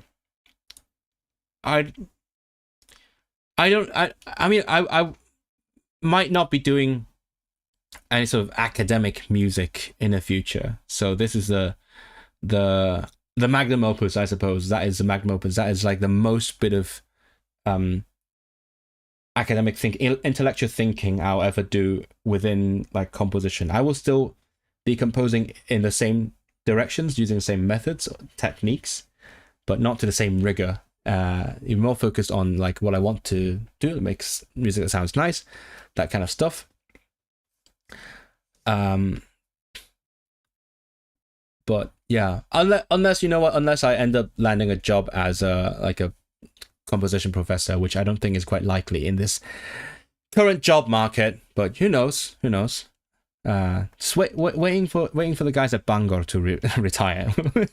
Then maybe I'll have an unfair advantage. No respect to the composer, I think she's talented. I don't know who that is. I'll check it out. What's the next musical project? That's the thing as well. I if you've seen previous streams, or if you look at my music channel, I started a project to write 30 short pieces before I'm 30. It has been quite a few months. I've done like 4 maximum, so it's not going very well. But again, I know it's excuses, but just let me have this. I think after I'm done with the PhD, I will try to work harder at it. It's a lot going on at the same time. It's I'm doing like YouTube, doing podcasts, studying, job hunting, and also applying for like different musical and non-musical opportunities. And also I still want to organize my musical collective. I as I said, I'm not very good at it. We did one concert and we sort of like fizzled out. I hope we can get back to that, and it's difficult because last time we did this, we sort of procrastinated a bit, and then we ended up doing a concert in July when all the students had left, and then we sort of had a very very small audience. So maybe it's too late for now. Maybe like after the summer we'll do something. But I have friends who are very good at admin things. They arts organizations admin. I know people who I recently met old friends who are interested in doing musical projects. So yeah, and also, you know what, we are like talking about, at least unrelated to music, but like me and those friends, we are talking about potentially screening the film that I did in Manchester finally. So we'll see if that works out. Don't forget to wait a few seconds. Yes, I know, Esme. I've learned it. Thank you for telling me. Kaya Sariaho is a microtonal piece. Oh, yeah. Okay. Sariaho is one of those controversial composers. Or like ones that are like considered overrated by lots of people. Yeah, you have no idea the snobs that I've met. Like they would really go and say, "Oh yeah, the second-rate composer Sariaho." Rough. Oh my god. I won't tell you who said it, but someone has said it in my face. And I've heard some shit about like currently popular young composers as well. Like, oh, that person is like born with a silver spoon, and they just privileged. The music's actually shit. Oh yeah, if you guys are interested in any sort of new music, go check out 5 against 4. So 5:4. It's a music critic that specializes in new music. So that person just goes to different like new music concerts, and then sometimes writes scathing reviews of the composer, like really rough. Like I wouldn't want to be reviewed by him. I'm scared actually. It's so fucking mean when he wants to be. There was this TikTok I saw where a girl was harmonizing someone else's song microtonally. Everyone in the comments were calling her tone deaf. That's TikTok, isn't it? It's just a hive mind. Like the majority becomes a default way of thinking. Yeah. So again, I think that is it. If you don't have any more questions or things to talk about, I will go and have the rest of my soup. I made soup and it was very hot. And I actually scorched my mouth before I came to the stream. But it tastes okay, I think. That's the first time I've ever done this. So next time, let me do a little...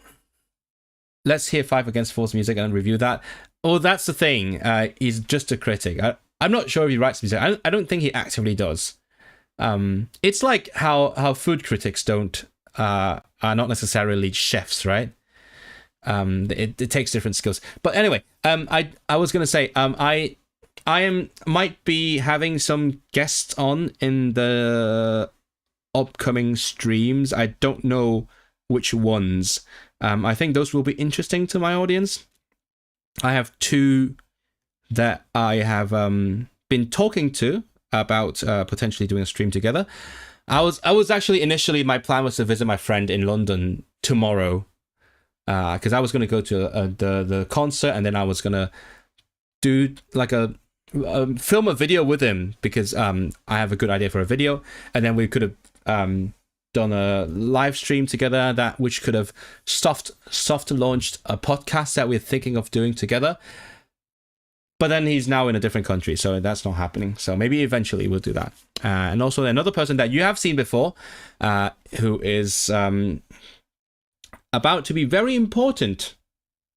I won't spoil it, but yeah, I wish I could do another IRL stream again. That was so fun, but it's just a lot of logistics, like setting up the stream, getting like what's that called, the data to working, and like hoping for good connection, and also like physically being the place I want to be. That's a lot of work, but we'll see. Schedule it. When you're certain, they'll come. Yes, and you'll come to watch and chat with us, I'm sure. So that will be it for today. I'm going to eat now. Thank you for joining me today, and I hope you have enjoyed this. I will wait a few seconds, as we say. And wish me good luck for my mock viva. I haven't completely read through my thesis yet. I just skimmed through it when I made the slides.